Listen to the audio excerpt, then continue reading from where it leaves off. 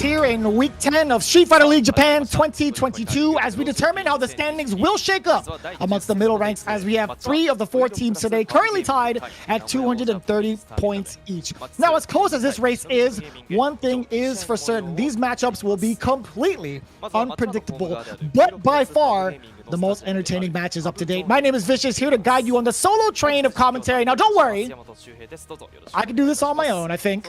Maybe. We'll find out. Before we get into the matches and introductions of the teams, allow me to refresh your memory as to what it is these teams are playing for, as well as how we do things in regards to this season's format, right? To start things off, we had a handful of qualifying events, which led to the draft of the strongest players in Japan. We even had a single-player tournament to grant some bonus points before even starting the league itself, just as we did last season of Street Fighter League Japan. And so far, we've had, again, 10 weeks of grueling gameplay throughout the entirety of Street Fighter League, and it's been very much so neck and neck. As you can see here, well, you know, they faked me out. As you can see, 3 of the 4 teams that are currently up to deck right now are currently tied, right? As the I see you guys in chat, by the way.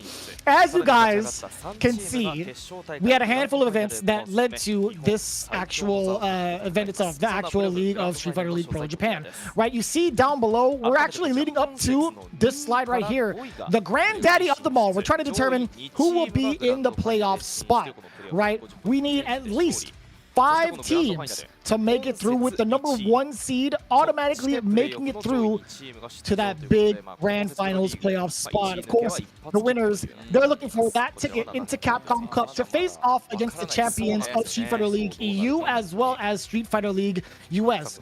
But that's not all, right? As these guys are going through it week in after week out, there's a lot on the line as well. To be approximate, I think 8 million yen is going to be the prize pool on the line for these teams. As we take a look at the billboards, we see V6 Plus FEV Gaming going up against the Goya Oja Body Stars. There it is, right? 8 million yen on the line. A little slower than I thought, but I'll tell you what, the lion's share going to first place with 5 million yen, second place with 2 million yen, and of course, third place with 1 million yen in their pockets.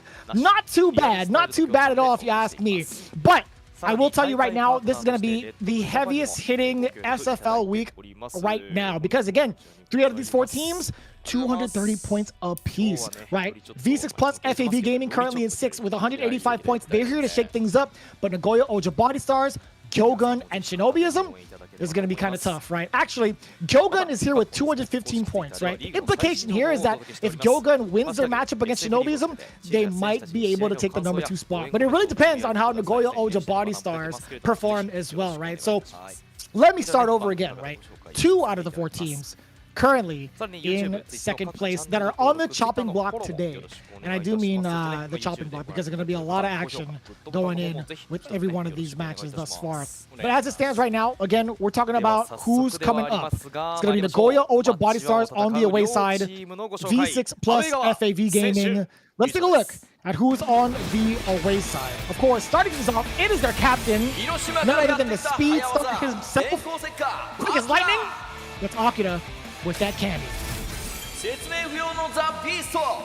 Who else can ask for a better backup? It's the living legend, the ever-evolving legend, Daigo Ubehara with that guile. Followed up by the attack on heavy tank. It is Fudo coming in as backup with poisoning.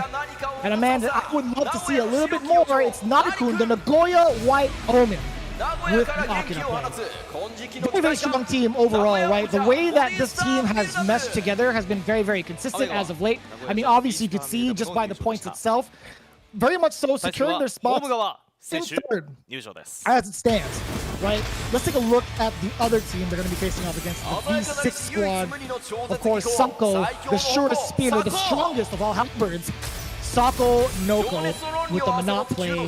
The genius pro gamer, one of the gods of fighting games, is Tokido coming in with Luke. Bonchan, the executor of justice, and also amazing dad to the adorable twins with the Luke. The Soap Space and Summer, it's Tori Meshi, the warlord Dalsim himself. Who could really ask for more when it comes to having a Dalsim on your team? This guy has been one of the strongest counter picks that we could ever ask for a teammate.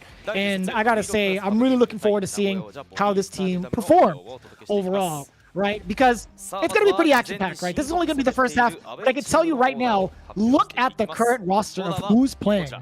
In fact, take a look at who's playing for the away side. Daigo is going to be starting things off with that Guile play. Akira is backing him up as the Vanguard with Kami. And Fudo is going with the R Mika. Now, with the anchor position, you see right there it says BO5, that is best of 5, right?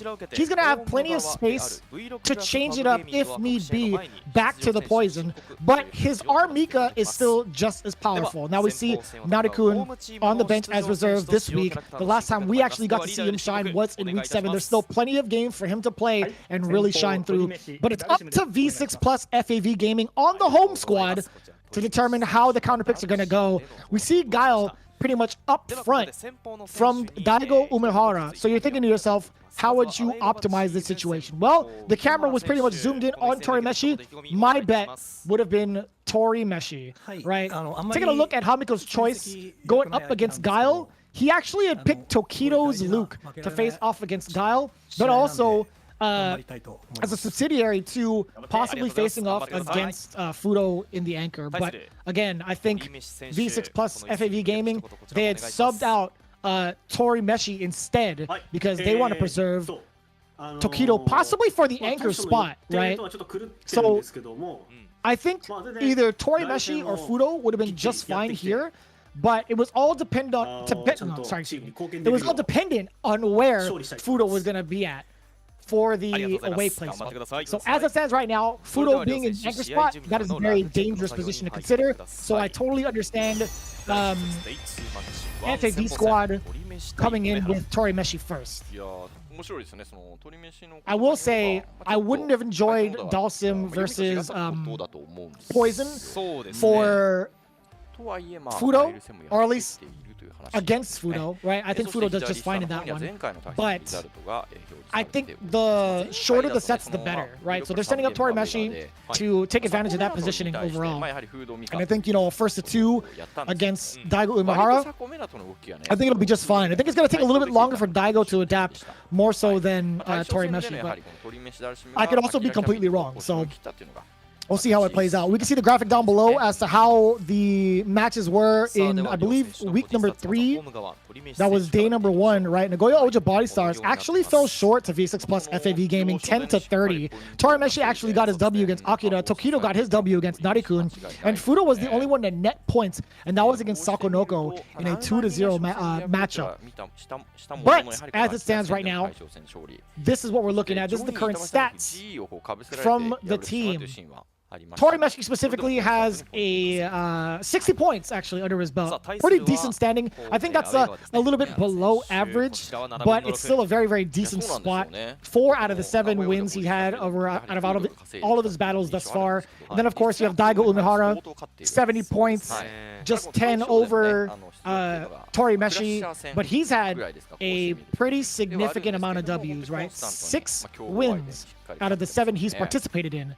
Pretty impressive, nonetheless. Again, this is a very, very stacked Street Fighter League this year, as it is pretty much every year. But again, having 6 out of 7, there's something strong about Guile, and I'm not trying to meme it up here, but the Guile players, both Daigo as well as, I believe it was Higuchi, right? Both of them have very high win rates against majority of the players they've come up against, right? If I'm looking at the way that Daigo's been playing thus far, I don't think he's going to have that much of a problem going into this week's matches. But just in case, let's take a look, right? Going into all of his matchups, let's see. Looking into it, yeah, he's had such an impeccable record thus far. He's even taken down Higuchi in the mirror match if we're looking at that. But outside of that, the one time we didn't really get to see Daigo play was in week 7.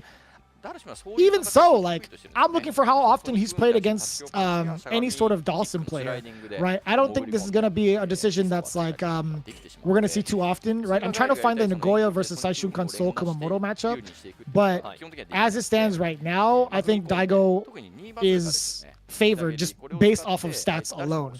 But when it comes to the actual matchup itself, I haven't actually seen Daigo play against I haven't seen Daigo play up against any of the Dawsons yet, and there's 2 of them. So we'll see how this plays out. Coming in from watching UFA this weekend, there's no doubt in my mind that Dalsum can really navigate himself pretty well around this matchup, to be honest with you. But we'll see how it plays out. I think Daigo does a pretty great job of transitioning between how he wants to play the matchup at the flip of a switch, right? If he wants to play the fireball game and be a bully, he can. He can walk him into somebody's space. He's very much so a reactionary player as well, based off of the information given. And this is something that's been proven to be true too. Like, he's gone to the lab on his streams and has practiced numerous times how to whiff punish certain normals. And there's no doubt in my mind that if he sees something that's whiffed from Dalsum, even from like mid to max range, he's gonna whiff punish it. It's up to Tori Meshi to keep his approach ambiguous and also kind of occupy the spaces that are uncomfortable for Guile. And we're gonna find out what those distances are depending on how Daigo plays. So we'll see. Again, if Tori Meshi has what it takes to take down the Living Legend and create a space in his own legendary lore against Daigo. But it's going to be a tall order. That is for certain. Let me write this down, actually. We got Tori Meshi coming in. For those that don't know, I do like to kind of keep tabs on my own Excel sheet, but that's just me. So, on paper, let's take a look, right? I think Guile can fight Dalsum pretty well. I think the fireball game could be kind of a nuisance for Dalsum. Sure, he can navigate around it with like a jump instant drill and reset the situation or reset the timing of Guile. But I think like up close, I think maybe from mid-range to up close, I think that Daigo might be able to take it against Tori Meshi. We'll see. Already into the drill. He's already anticipating what Daigo's going to do. Already kicking things off with the initiative. Yeah, again, navigating around those booms, a little troublesome. All things considered, Daigo, or Guile, I should say, having a little bit more recovery frames on those sonic booms might be a problem in this particular matchup, so we'll see. Yeah, and we see Daigo pretty much checking just in case the drill was misspaced. And already into the corner. And we're going to see a teleport out. That's two back-to-back Yoga Fighters, and I like Tori Meshi now fighting a way out of there. Daigo in a little bit of trouble here. Navigating his way past it. That's trigger 2. Bubba's life activated. Watch out now. Bring it down to earth. Then you get a block string. This is very similar to what we saw earlier from Ending Walker 2. Being able to dribble back down to earth, the V trigger 2, and refresh the durability on the fireball. But this is where Daigo comes to play. You know, I take it all back. The jump back medium kick, the sniper from Tori Meshi, that's a risk he is willing to take. That is for certain.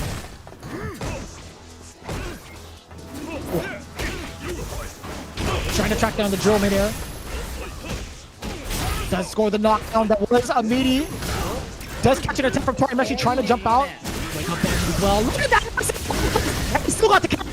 No way he gets to extend the combo. That was sick. EX Ume flash. Of course. Tori Meshi maximizing out of the damage. Dear God. Yes, sir. You can't do universal that situation. Daigo with a slight head tilt, thinking to himself, why did I do that? Tori Meshi with a very impressive start. That was all him. Full control. I gotta say, I was very impressed with the way he was, that last instance, trying to get a throw bait from Daigo and still finding the right timing. I think that was a very big coincidence. Him able to get, being able to get that crouching heavy punch as the counter hit, that was so much for Tori Meshi in that moment.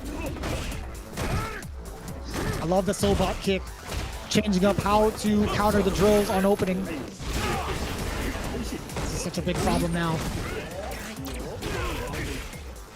Oof. You know the mid screen? I totally lied to you guys. Dalsum can totally fit this pretty well. Look at the Yoga Fire with the durability that was the EX version. Forcing Daigo to spin that bar as well. The backdash out of harm's way. Daigo really trying to fish with that flash kick. Thinking Tori Meshi is going to commit to a longer range button, but now it's going to be all Daigo. The reverse kick, actually. Being able to get around the sniper of Tori Meshi. You know, the slingshot. You're susceptible. Oh my God. That's so tough.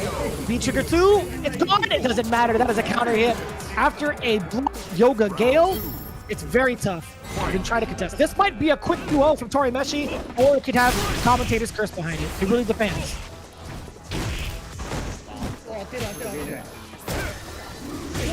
Counter hit, knocked reverse from Tori Meshi a little bit too far out. Hitting for that one.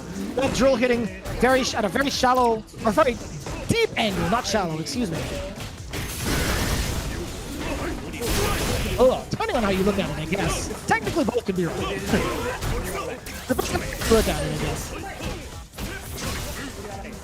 Yeah, we see Tori Meshi at least trying to like choose movement as a defensive option again.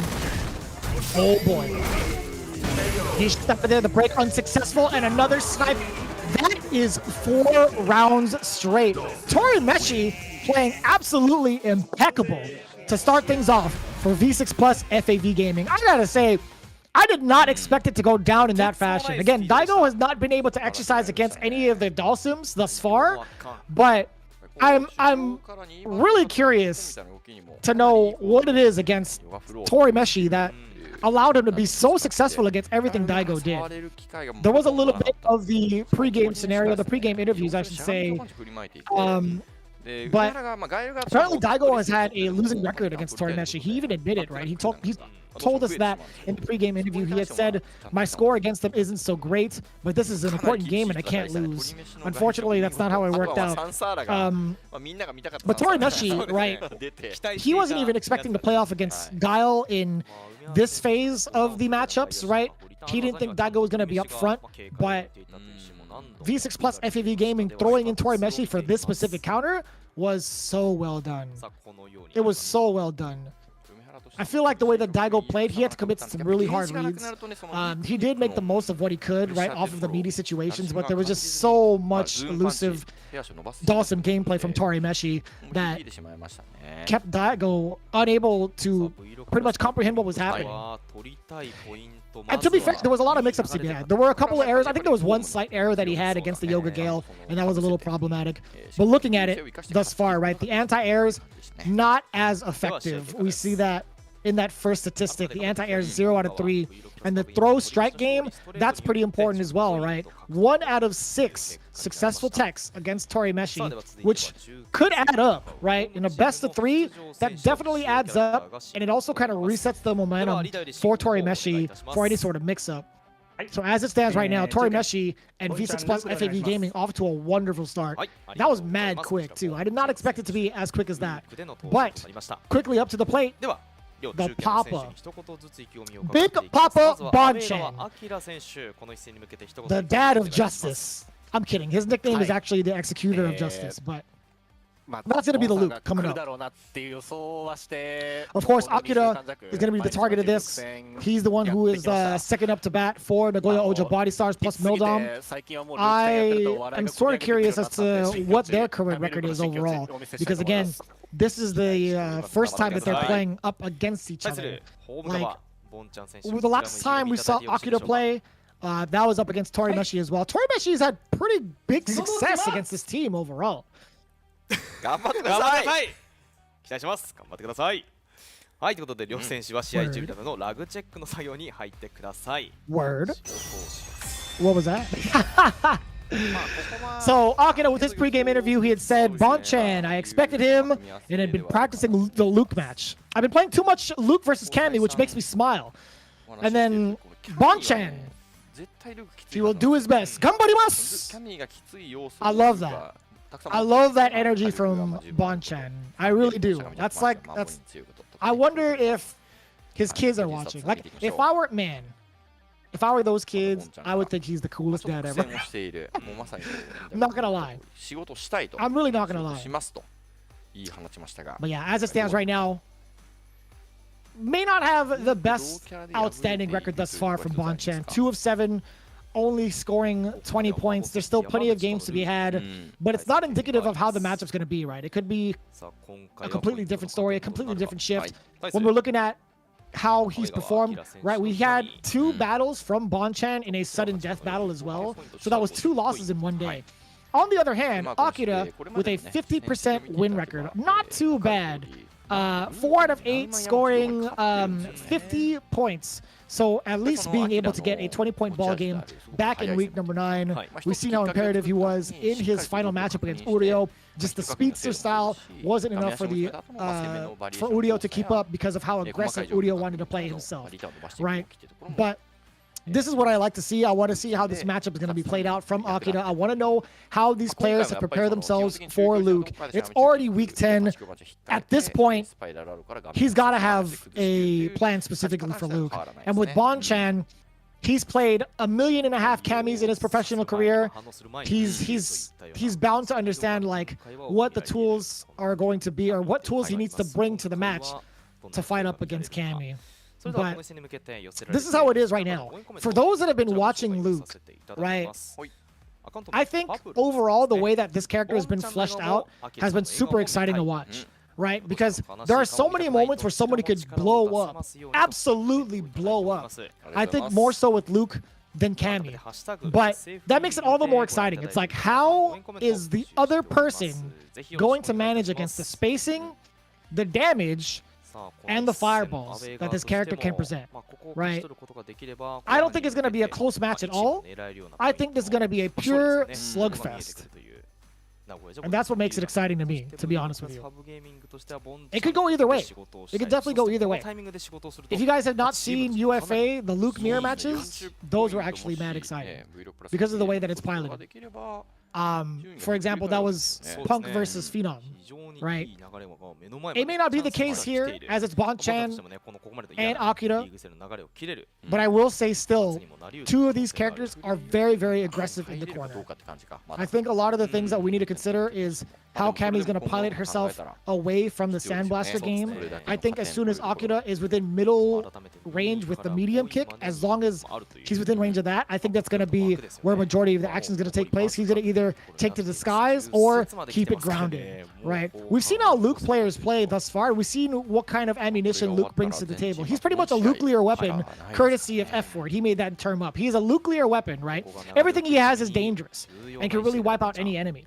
But as it stands right now, his medium range is super good. His conversions are really are pretty hard to contest, right? You have to have really great confirms to get some of these openings. But we'll see. Again, Akira also one to bring the noise. We'll see who ends up being louder for the second matchup.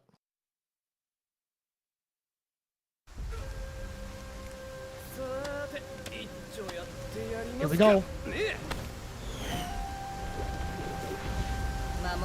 I love the intensity of this of the Forgotten Temple too. The song, it's too powerful. I've been listening to this for years. Here we go. Akira versus Bonchan.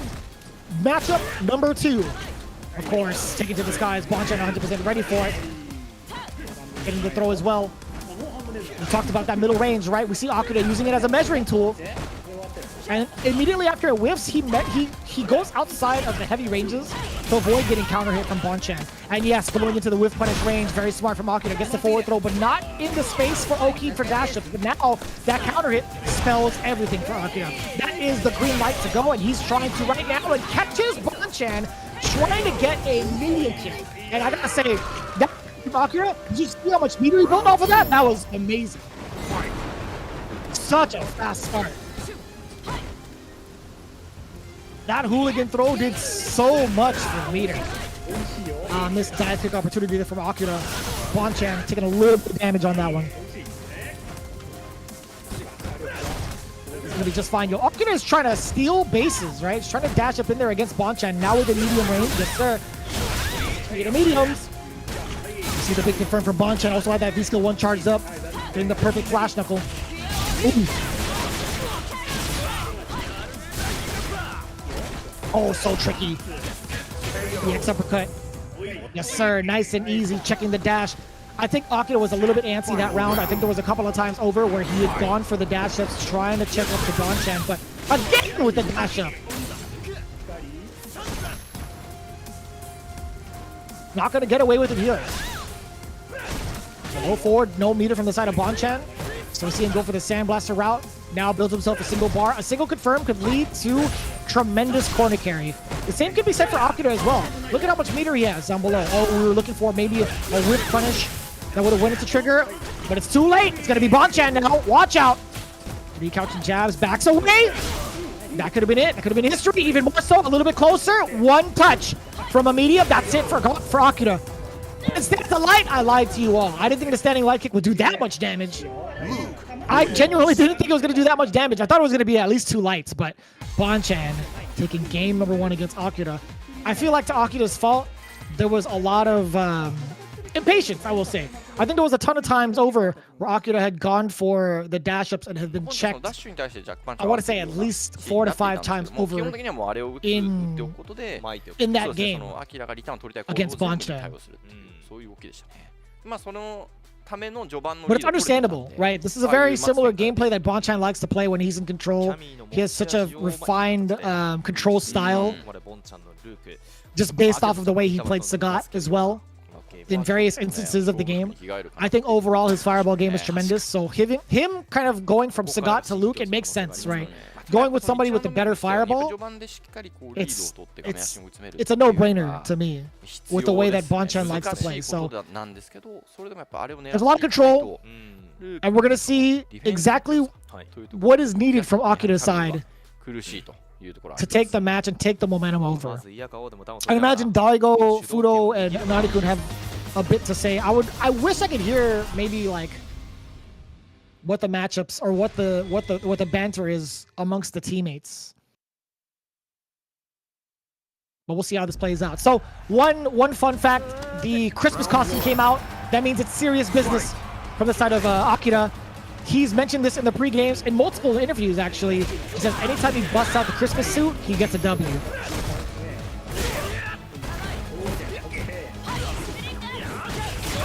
And I get it. Oh boy. I like that. Does get to confirm. A little bit of a mishap from the V-Skill 2 from earlier. But it faked out Bonchan enough, and I like that. Checking the forward movement. Bonchan, nice and easy. The V-shift out there, he's willing to risk it. I totally get that. With the amount of life you have left, you can still build that V-trigger up. Having a 2-bar, yeah, same thing with Akira. Not too bad, right? The 2-bar V-trigger, spending half of it for a V-shift. Oh, that's huge. Just get the counter hit, forward throw, trying to equalize it. Are we going to see more usage? Oh, boy, chasing it on the option select against the whiff throw. Akira keeping it clean. Luckily, no whiff punishes against Bonchan. But still, Akira's on the prowl. He's waiting. He's scheming. Looking for the medium kick. That could have been a medium kick activation from Bonchan. Oh, up! Critical art! Is that too high? It is too high. A little bit too high. Bonchan not ready for the follow-up. Oh, I think you could have done trigger 1 against that. At least the first dive kick. He knew it. Akira sniping it away from that far. EX dive kick. That's got to be a big blow mentally to Bonchan. You can see it. He's looking a little flustered in his game cam.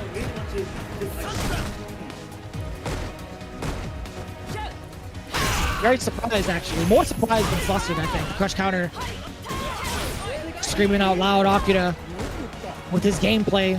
Pretty aggressive as far. And still managing to get some of these dashes in. We'll see how this plays out. Goes wrong. Okay, he had the trigger behind it either way. Last knuckle off the wall. EX flash knuckle to continue. No. But no, the Avenger. Absolutely whiffing. He could actually get that and get Oki, but even if it whiffs, I feel like he recovers in time. Unless it was mistimed. Like, severely mistimed. Oh, what was that? His flash knuckle. Is that enough? It is more than enough. After the sand blast and the thermal barrack cleaning up. After Bonchan's last mishap from the last Gex flash knuckle sequence we've seen. Very, very fortunate for Bonchan. That was actually kind of disgusting.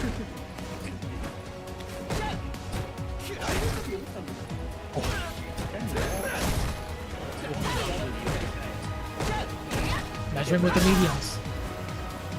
Bonchan within range to get the sandblaster. Forward check.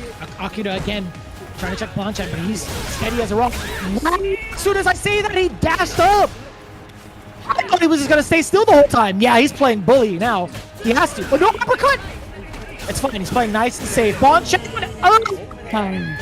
taking it away from Akira. The composure, especially with the way round 1 started. It was looking like an Akira game, but Bonchan knows very well that he's pretty lucky that it went out the way he did, at least from the first couple of rounds. I think, you know, Akira getting that first round of sniping out the Sandblaster, and then afterwards Akira actually had a couple of mishaps and didn't get to punish Luke severely. I think, well, not severely, but Bonchan still kind of like getting a very lucky moment after that.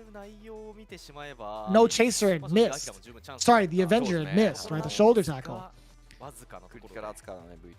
Still could have gone either way, to be honest with you. But either way, Bonchan prevails 2 games straight. Despite losing the first one, his faith with Luke is unwavered. I think he's just reinforcing the point now with Bonchan. He's like, yeah, I'm definitely going to be a Luke main forever after this. That is a lot of damage too. Especially after the Sandblaster being able to follow up with the Thermobaric. Taking a look at the anti-airs, right? Most of the time we see the anti-airs be a little bit rougher than 60%, all things considered, because Cammy is so difficult to kind of track down when she's airborne, being able to change that trajectory. So having at least a 60% rate, pretty good, pretty impressive, right? We're taking a look at the successful throws thus far, right? 2 out of 6. A third of them have been not too bad if it's 2 out of 6, right? In the span of 3 games, that's not too bad. But 0-2 from the side of Akira, that just shows you that Bonchan wasn't really in Akira's face as much to even get the throw strike mix-ups. That kind of just tells you majority of the matches weren't kind of the Luke playstyle that you're used to, where Luke would corner you and out-damage you severely. I think there was a lot more control in Bonchan's gameplay in comparison to most of the results we see from Luke players, where it would end in massive amounts of damage in the corner, right? Don't get me wrong, those instances did happen, but not as often as we'd expect, and that's pretty impressive. That is truly pretty impressive.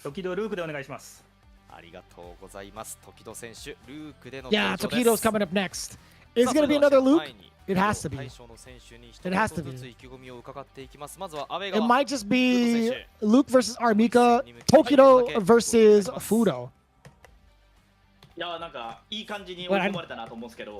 Yeah, it's not gonna be Sakunoko. But some people might have expected that to happen. Hamiko actually wasn't the one to say any of that.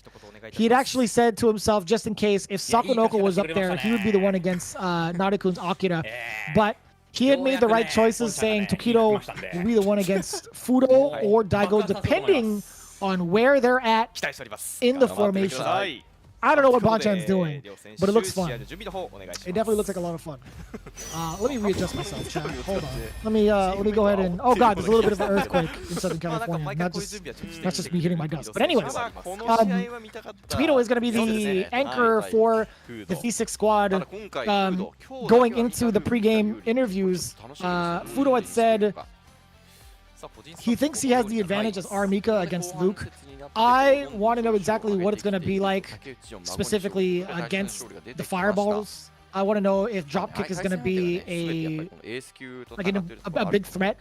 I feel like the light punch fireball, which is kind of be like within Mika range, that's like a 12-frame startup, right? Having to kind of hold that drop kick and anticipate for that could be a problem for Fudo. So we'll see how this plays out. I think that's a very shallow analysis, but that's just the opening gambit kind of stuff. I want to know what it is, what it's going to be like for Fudo to close the gap against a character like this. Maybe get within range, maybe Sobot kicks to catch a counter hit. It's tough. It's going to be tough. But as it stands right now, Tokido again playing the Luke. We're going to have a lot of Luke. I'm going to tell you right now, I can guarantee you at least 4 Lukes are going to be showing up in today's Street Fighter League Japan matches. That is for sure. But one of the things to note is that with Armika, she has a lot of high damage potential based off of resets, and there could be some big risks being taken, because this is something that Phenom had said, right? When somebody is in threat of EX reversal or EXDP, who is the one truly at risk? The person firing off the EXDP or the person trying to attack? We will decide that in this matchup, right? We will see who is more at risk between Tokido and Fudo. This is the anchor match We're gonna see which team gets 30 points. And this is gonna skyrocket Nagoya Oja Body Stars within the rankings. Here we go. Game 1. Best of 3. Sorry, best of 5. Excuse me. First of 3.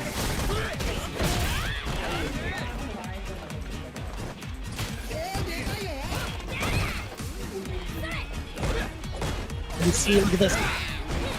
Very intentional mid-range play from Tokido. I like this. Big counter hit conversion. Actually, not too bad. He's opting to save the bar. He does have the life lead, so I totally understand that. And then catching the jump back from Tokido with the EX Peach. Dear God. Oh boy. Who is at risk, ladies and gentlemen? Impressive. Very gutsy from Tokido. That could have been game over.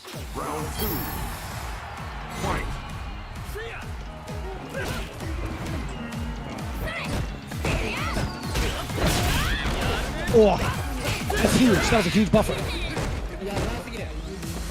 Brings it right back all the way mid-screen. Again with the target combo with Oki as well. V-shift out of there. V-shift break, I should say. Fudo with the soul box as well. Trying to contest against Tokido. There's the fireball. You were looking for that. Tick throw. Oh, and Stone. Still being able to contest with the target combo from Tokido. After the third strike from Fudo. 2 standing jabs. He was trying to get a spacing trap, but Tokido pinpointing the exact moment. Oh boy. That's going to be huge. Uppercut, critical. That's going to be within range. Yes, sir. He's not going to mess that up. Like Bonchan did. And that's going to be more than enough damage. Damn, this boy can dish it out. This boy can definitely dish it out. One thing to know for certain is that Tokido is not giving Fudo any room to breathe, right? There hasn't been any significant fireball games for Fudo to consider. It's just been in his face. I think there's a lot to be said with the ranges that Tokido's been playing at. It's around the medium punch ranges, to be honest with you. And that's extremely dangerous because we've seen Luke's whiff punish capabilities, whether it be crouching medium punch, standing medium punch, standing heavy punch, crouching medium kicks. Anything of those buttons is going to be so dangerous against Mika because there isn't a lot that Fudo can do, right? Being a part of the 3-framer club, sure, that's probably her best defensive measure, but I think majority of the knockdowns, other than like an EXDP or something, majority of the knockdowns that Luke can get will lead to Oki, and that's going to be so problematic for Fudo. It's going to be a matter of like who gets the knockdown first, but even with that aspect in mind, Luke having a backup with EX uppercut just makes this matchup that much harder and a lot more to consider. And I like that. Yeah, so Fudo, he was obviously using the Armika to pretty much hedge his bets against who he's going to play against. But I do like the poison play. This is where things can change up considerably. Tokido immediately gets a Sandblaster phase. Exactly what I wanted to see. Poison definitely has the upper hand, in my opinion, playing off against this matchup. I think she does a pretty fair job against Luke in terms of the spacing department. I think Fudo is very well versed in combating against characters despite not having an EXTP, right? Having a 3-frame normal is more than enough for someone like Fudo, and he can definitely play out the corner just like this too. Any sort of block string can push Tokido back so far out, and he has to earn that space. But trying to earn that space can come at a risk too. And at the price of a lot of gray life and chip damage, just like that. Look, Fudo again just pushing back Tokido the way that he did in that corner was so important. The amount of damage, the price that Tokido had to pay to come back to that corner positioning was so much, and he didn't even get an opening. Really, really hard to contest against. Fudo again, chipping away. Trying to bait anything from Fudo. Oh boy, this standing heavy punch. Gonna be a lot. Being cancelable as well. Look at this. Low medium kick range. Fudo is totally down for playing at that range.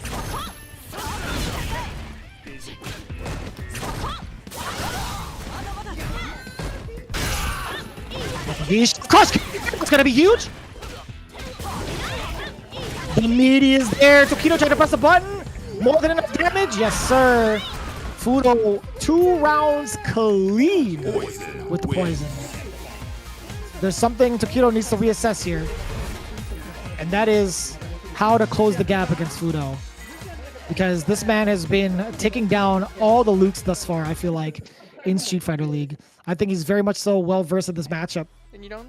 I don't think Tokido would switch off to Urien in this situation. That'll just be a little bit more difficult. I think Luke might be able to play this matchup a little bit better. I'm kind of curious if it does come out, though, but we'll see. He's definitely thinking about it, right? He's contemplating in the character selection screen. I think Yamato and Hamiko are possibly talking about it as well. I'm kind of curious to see what they're saying, but I would be slightly surprised if Urien was the pick. I would be slightly surprised there because I think Urien does it. Sorry, I think Luke does it better in this matchup in comparison. But this is going to be the Luke again, and I do like that. One thing to note right now is that Fudo has had a very, very impressive record. I don't think I even got to talk about that. Fudo has 110 points, ladies and gentlemen. One of the highest point earners in the league, within top 3 or top 5. Either way, that's a lot of points. And he's played 6 out of 9 matches. Sorry, he's played 9 matches, and out of those 9 matches, he's gotten 6 Ws. That was a tough sentence to go through. I'm not gonna lie, it'd be like that nearly at 3 in the morning. But as it stands right now, again, 6 wins out of 9 games, super impressive. I think Fudo has been the anchor in majority of these matches, and it's for a very good reason. Being so versatile between Armika and Poison, being able to switch off between the two is pretty big. I think the only significant loss that Fudo has suffered was, I believe it was against Kawano's Lucia. I think that matchup went like 0-3. I think, yeah, that was an 0-3 match. That was the first time we've seen Fudo bleed significantly. I don't think that's going to be the case here. Because as it stands right now, Fudo's done such a fantastic job of staving away the Luke gameplay and the strategies. Backing away from the throw. He knew full well that was coming. What a risk to take, too. Universal, I like that. Yeah, create the space for yourself, Fudo. You know, you gotta do it again. It's a good thing he has V-Reversal once more. Will V-Shift play it? There it is. It's gonna be V-Reversal instead. I was gonna say, will V-Shift play a part in this defensive decision-making from Fudo, but it's not gonna be the case. Defense is gonna be enough. He's not weathering the storm. That's gonna be from defense to defeated. Fudo not finding success in the corner as we did in the previous game. Tokido finally putting the pieces of the puzzle together. Slowly starting to crack Fudo in what he wants to do on defense. Very tough dash to check. I like that. Standing heavy punch full conversion. You still get ESRB tender off of that? I thought he was going to get punished off the Fierce. Tokido thought the same thing. I can't believe she recovered in time. Oh, nice crush counter. Got the uppercut ender. Plus frames after that. Let's get the throw bait. What happens now? Checking with the light kick. Backing away, creating some space. Fudo holding on to the heart rate. Oh, that's huge. Counter hit. Dash up Oki. Yo, Fudo tried to press a button. He tried to press throw. I think that was mad early. Ooh. Chip damage. You already know it. No comeback factor for you, but at a hefty price. Fudo chipping away at the big fella. Tokido with full meter down below, though. We could see a pretty big start for Tokido so long as he gets it. A forward throw, I like that from Fudo. He was sitting still. Off the low forward. What happens now? Universal? No, not quite. Not from that medium. Roundhouse? Plus? That's a +1 scenario. That is for sure. Down below, EX Sand Blaster pushing Fudo to the corner again. Cross-cut DP. Very much so gonna stop Fudo. At least we thought it caught the heart. Oh no, no conversions for Tokido.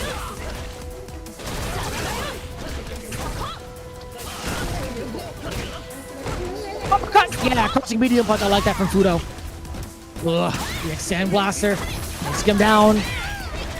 Plus frames, the universal out. Fudo just one touch away. He has the spacing advantage.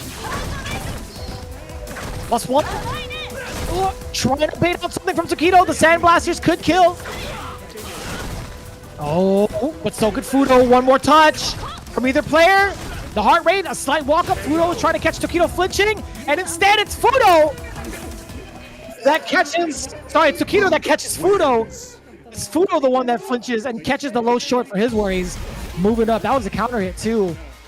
Very well played from Tokido, taking game number 2. And I gotta say, man, I don't know how you find this. I don't know how you find the Luke matchup the way you guys do. I mean, I see the emojis. I see the resident sleepers. I don't understand it because this is like a giant like puzzle that Fudo needs to solve. And we're seeing like the back and forth between somebody who's really well versed in his character, like this is his main, and then somebody who's as talented as Tokido is picking up a character like Luke in a short amount of time and seeing how he's pretty much dissecting this matchup. We get to see like pros at play. We get to see pros at work, really, and it's super impressive, man. Like I think that's gonna be a lot to really consider, right? To even try to figure out how to approach this matchup. It's very strange, actually. I don't think I found any of the Luke matchups in the same demeanor as majority of the people that have been memeing or kind of like trolling. You know, it's kind of weird falling into that echo chamber when watching the way the gameplays are, or the game matches are in high-level play. It's so exciting. It's so cool. I don't think there's been any like full blowouts, even like in CPTs with Lukes, unless I'm mistaken. Like, I think there's been a lot of matchups, even the Lukes that have won CPTs, I think they've been very, very close. But as it stands right now, Tokido does have the lead 2-1 against Fudo. Granted, one of those matches were against Akamika because Fudo had locked in his choice. Ooh. I love the stand lock kick buffer, and now Fudo being able to fight out of the corner, but not yet, and that's fine. That is a totally fine price to pay out of the corner. Tokido still trying to force Fudo into the other side, though. Man, the EXTP, he had to guess that. He had to take that risk. Oh no. Fudo. Unnecessary risk. Off with the crouching heavy punch, but he was going to get punished either way, right? I think at that range, you are like extremely negative and extremely vulnerable, right?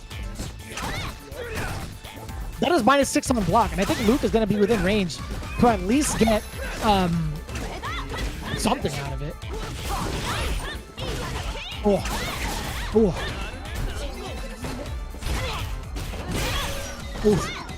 Yeah, I like to see that. Fudo now coming back in a very much so in aggressive style. Back throw will do it. Tokido knew it. Anti-air into the side switch. Dash up back throw. Fudo completely in control on offense. This is what I like to see. This is exactly what I like to see. Let me see a little bit more of that aggression.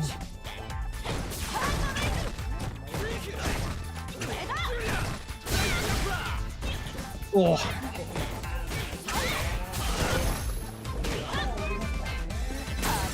Oh.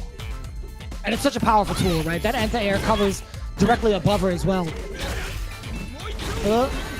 Back. I thought that was a clip. No, sir. The V-shift break instead is going to be invulnerable to that. I thought that was going to chase down the shift. We see Fudo. Look at the amount of gray life that he's caused against Tokido already. Once the oh my god! This is a tremendous amount of damage. Oh my lord. He was at 50%, by the way. He was at near 50%, including the gray life, before that critical art had landed, by the way. Just to let you guys know how much damage Fudo was really doing, let me remind you, Tokido was at near 50%. That's a lot, yo. That is disgusting amounts of damage. That single confirm was so threatening. I still can't believe it. I still can't believe it. But we're looking to see how this plays out, right?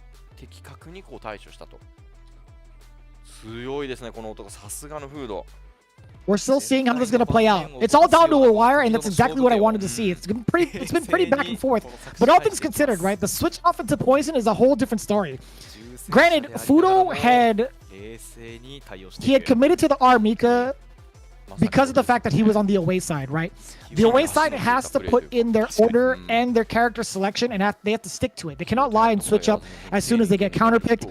But being in a best of 5 scenario, having that counterpick solution, or sorry, having the counterpick available after the counterpick is exactly what Fudo needs. He needs the long run. He needs the long run to find success. 時々としてもね、そのシンプルに端に追い詰めてっていうところはできていたんですけれども、Yeah. Due to the technical difficulties, I don't know how to tell you guys this, but I can guarantee you that I definitely have gigabit fiber. I'm just letting you guys know that I've got that proof, and I also have people that can prove it for me. So it's definitely not me. And I've also adjusted my microphone a good amount. So if you guys are having technical issues, I don't know what to tell you. I've definitely streamed today too. I'm breaking the 4th wall, chat. But anyways, here we go. This is the final moments between Tokido and Fudo. This is gonna be so tough. This is gonna be so tough. I feel like it depends on who the aggressor is gonna be. Right? This far it's been Tokido, but we've seen Fudo fight out of the corner. And this is what I like to see. I don't want him to back down. But Tokido finding a throw against Fudo, it's so difficult to even try to inch away back. I love the comp against the V reversal. Fudo doing so well with that. Ugh. I like that a lot. Big conversion there from the side of Tokido. Excellent, excellent work. Round 2. Fight. Heart rate plus. What are you gonna do about this? Oh.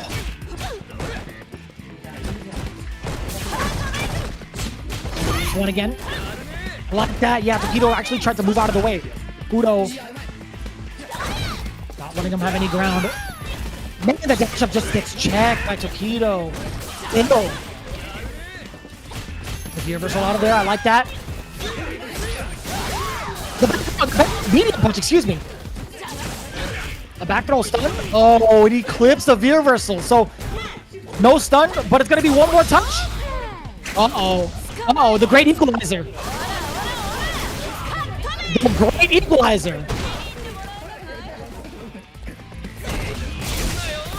Oh, it's so intense. One more touch now. Tokido! He's unstoppable! He's actually unstoppable! I can't believe it. I can't believe he dashed from so far away and got a throw. Are you kidding me? Brother. The audacity from this man, Tokido. The audacity. I don't care what character it is, whether it be Luke, whether it be Yurien, whether it be Akuma. That was a Tokido play. Real talk. That was a Tokido play. Truly insane. Truly insane. I cannot believe Fudo was not able to check that. That's extremely impressive, to say the least. This is the second time I feel like Fudo has fallen short in such a manner where it came down to the wire. But man, that's really rough. That is not a 3-0. That is exactly 3-2 actually in favor of Tokido. But that is a 40-point ball game. A 40-point ball game for V6 Plus FAV Gaming. And that shoots them up significantly, right? I've talked about some of the implications thus far, or at least going into it, right? The V6 squad shoot themselves up into 225 points. That puts them at 5th place above Gyogun. But depending on how Gyogun does, they may be able to reclaim their space. As for Nagoya Oja Bodystar Mildom, they're still sitting pretty at 230 points, right? They were coming into this at a 3-way tie for second, right? Shinobiism Gaming, Nagoya Oja Body Stars, and Saishunkan Soul Kumamoto all have 230. But as it stands right now, Shinobiism Gaming and Gyogun are the only ones up next to see a shift in points, to see a shift in the balance between そ second して and 先 fifth 鋒戦 place. 挑みました。続いて鳥 And 飯 again, 選 only 手 5 今日の一 spots 戦 move 振り返って on みていかがでしょう into the playoff はい phase. もともと It's ガ gonna イ be ズ pretty 戦 difficult. とポイズン戦とミカ戦 Really, really difficult, man. 攻めてたんで It's す gonna け be so ど hard to call. Mochi- Huge 40-point victory. Tokido feels the same. We had the winning team interview. Tokido pretty much mentioning that. Huge 40 points. We had prepped, thought about the order, discussed a lot as a team, and were able to showcase 最初からミカ使ってた because of 場 our 合 result. どうしようかなと思って very, very important from Tokido. Again, 昨日 Hamiko had ちょっと pretty much had the 話し合 same って gesture as to who was こういう going to 形 come になり up, ました depending on what the order was going to be. 結果 If はオーライで Daigo was 本当 going 良 to か be っ in た the です anchor spot, I think it would have been a whole different story. I think Tokido さあそして中継 might 戦 have been 非 that 常に player 嬉しい in the 勝利になり anchor ました spot ボンチャ either ン選 way. 手振り返ってみていかが But でしょう if Fudo was in maybe the initial spot to start things off, I think Tori Meshi would have been one to face off against Fudo. もうつきものが But as it stands right now, okay, so we do actually get the inside scoop. 嬉しいね、40点はね。しかも名古屋相手なんで。 Tori Meshi はい had said if Yeah, Fudo was going本当 to use もう poison, 2位抜けまで視野に入るくらいの。 Tori Meshi would have faced off against Fudo. うん That's what he was またね、 looking 金曜 for. 日 Right? す He ぐ was 試合あるん looking で。 specifically for the characters, 引き続 right? き頑張りたい Depending on who threw up おめ what. でとうございます では最後ですね Bonchan この getting his 勝利を winner's 手 interview, に佐古選手 and リラ for a very good reason, he says, I finally did my job. Again, Mans was coming in with a very low record, right? 2 wins out of the 7 games, 20 on the board. That's tough if you're Bonchan. その40点ね、大事 Especially で with behind you. Like, you don't want him to do all the work. It's really tough. 戦が残ってるんで、はいそれも勝って、 It's really tough. 3位 G に合わせて。 And Bonchan kind of following up with that. He's super happy, super ecstatic that he got the 40 points. And he said the follow-up after that was, we're playing again next Friday. That's all he said. Sakonoko actually getting a couple of chuckles from the teammates as well. I'm kind of curious to see what he has to say. 頑張ってください But ありがとうございましたありがとうございました yeah, 頑張ってください Bonchan actually did get the W. For those looking, Bonchan got 2 Ws straight against Akira, despite losing the first game. So it is a 40-point victory, not 30 points. It is definitely 40 points. 匂わせじゃないねもうね匂わせさせられてたね確かに Very happy to see Bonchan get his Ws. Truly. So again, Tori Meshi, Bonchan, Tokido were the 3 that went up against the Nagoya Oja Body Stars team. It was Daigo, Akira, and Fudo who fell short. Really, really unfortunate. To kind of remind you folks at home, in case you missed it, right? We're still looking for the top 5 spots, but primarily the 2nd through 5th, because as it stands, I think first place is looking pretty solid right now with Good 8 Squad and the amount of points they have. I don't see them losing that momentum anytime soon, but taking a look at the stats, right? 100%! Damn! Tokido with the anti-airs, as well as the EX reversals. Very, very nice. 4 out of 4 against Fudo. Who could have thunk it? Right? 5 out of 8 in terms of the anti-airs, kind of difficult, right? We talked about crouching medium punch being a very, very good anti-air tool as poison. It's just certain times where it's really hard to keep track of Luke in certain places of the screen. 4 out of 15, we've seen the strike throw game be pretty important for Luke. And we've seen how much damage that really does. 0-2 from the side of Fudo. That just goes to show you he wasn't really in full control on offense as much. I think majority of the games he's played, he's been on the defensive end. So that spells a lot of that statistic. Being able to not get these many throws against Tokido or that chance to, it really tells a big story in regards to how the matchups went. But Tokido, again, he don't jump, man. His boots are glued to the floor. I'm totally kidding about that. He definitely jumps. He jumps a lot, by the way. We saw it in that matchup. But anyways, I digress.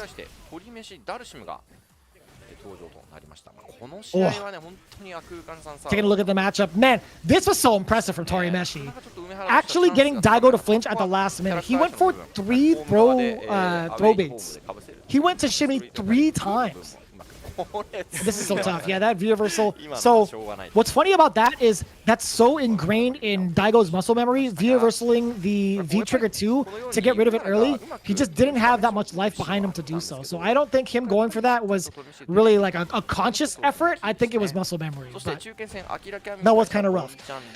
Moving into it, Akira, his speed style prevailed pretty convincingly in the first game against Bonchan, but we started to see a couple of errors, a couple of significant errors at that. I think, oh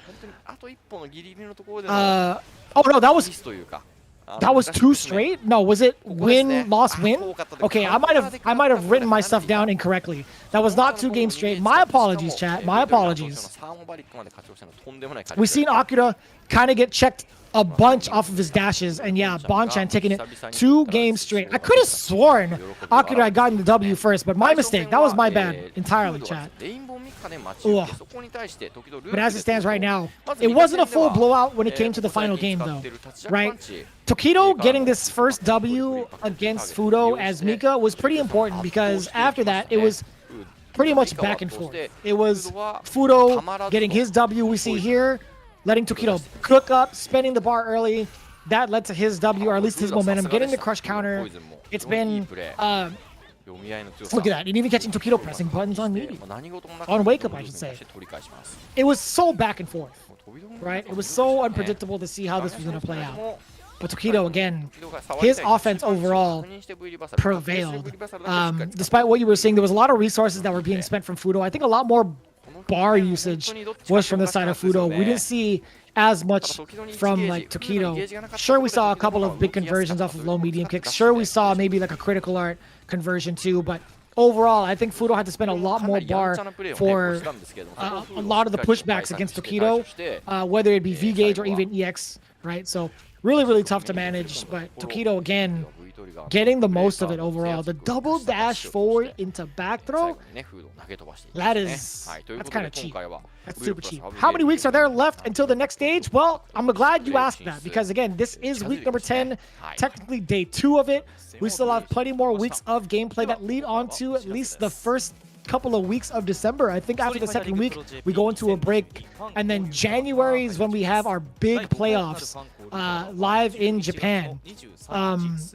That is going to be in January for those that are trying to make that trip. Hey now, Japan is open to foreigners. I'll see you guys there. No, I'm totally kidding. I would love to go. Truly. That'd be super dope, right? If we could all get there and watch Street Fighter League in person. If they get me there to commentate in English over there, I would be truly honored and truly humbled. But we do see the V6 plus FAV squad and their fan caravan. That's going to be happening pretty soon. And what I wish would come sooner, Street Fighter 6. Looking at the current roster from the closed beta test, it makes me want more of it, man. I would love to get more of that action in my hands. But instead, I could totally settle for some more World Warrior, right? That's going to be happening very, very soon. In about 12 more days, we'll get the 4th event for World Warrior Japan specifically. A lot of the events that are going on right now around the world are at their 5th and final event before the big dance, the big qualifier into Capcom Cup. So be sure to mark your calendars. We've already had a lot that have gone down with the other regions, right? They've already had their 5th throwdown for the World Warriors. So again, if you guys are enjoying yourselves, be sure to let us know. Follow Capcom_esports for all the updates. But in the meantime, we're going to take a quick break. When we come back, it's going to be Gyogun going up against Shinobiism Gaming. You don't want to miss it. We're going to be back with more Street Fighter 5 action here at Street Fighter League Japan. Again, be sure to follow along for all the updates as well as all the stats. In the meantime, refresh yourselves, hydrate. We'll be back after this break. この後は試合準備のため一度インターバルを取らせていただきます。試合の開始は21時13分頃予定しております。こちらでは第10節 Day2 マッチ2魚群対シノビズムゲーミング、こちらの模様をお届けしていきます。それでは一旦失礼いたします。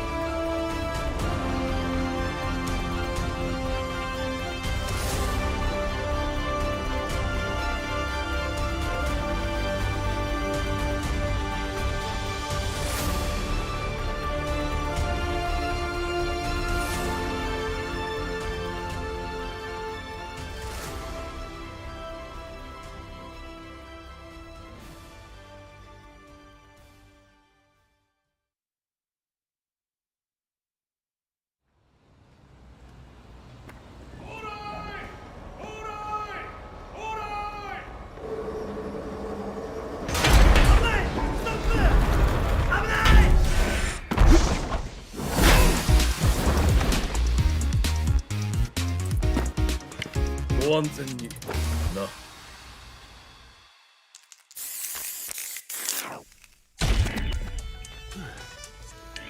お、新入りかな。いい顔に撮れてるじゃないか。改めて担当教官のルークだ。よろしくな。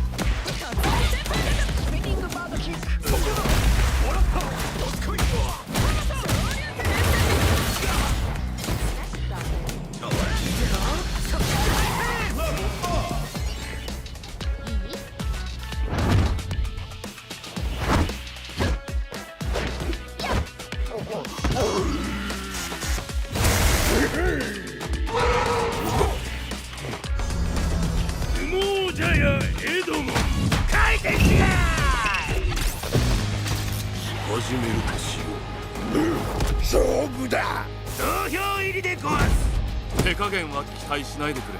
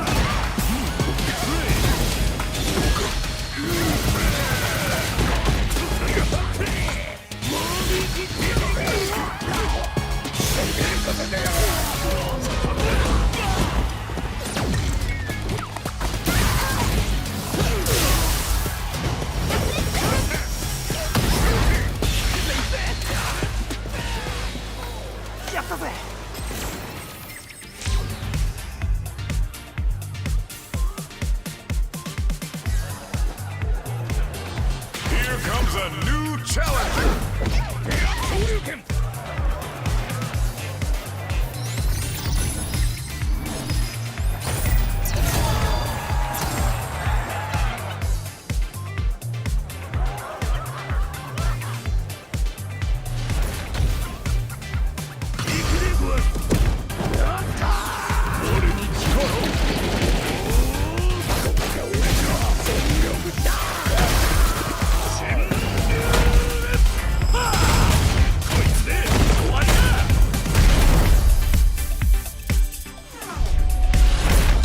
Fighter 6.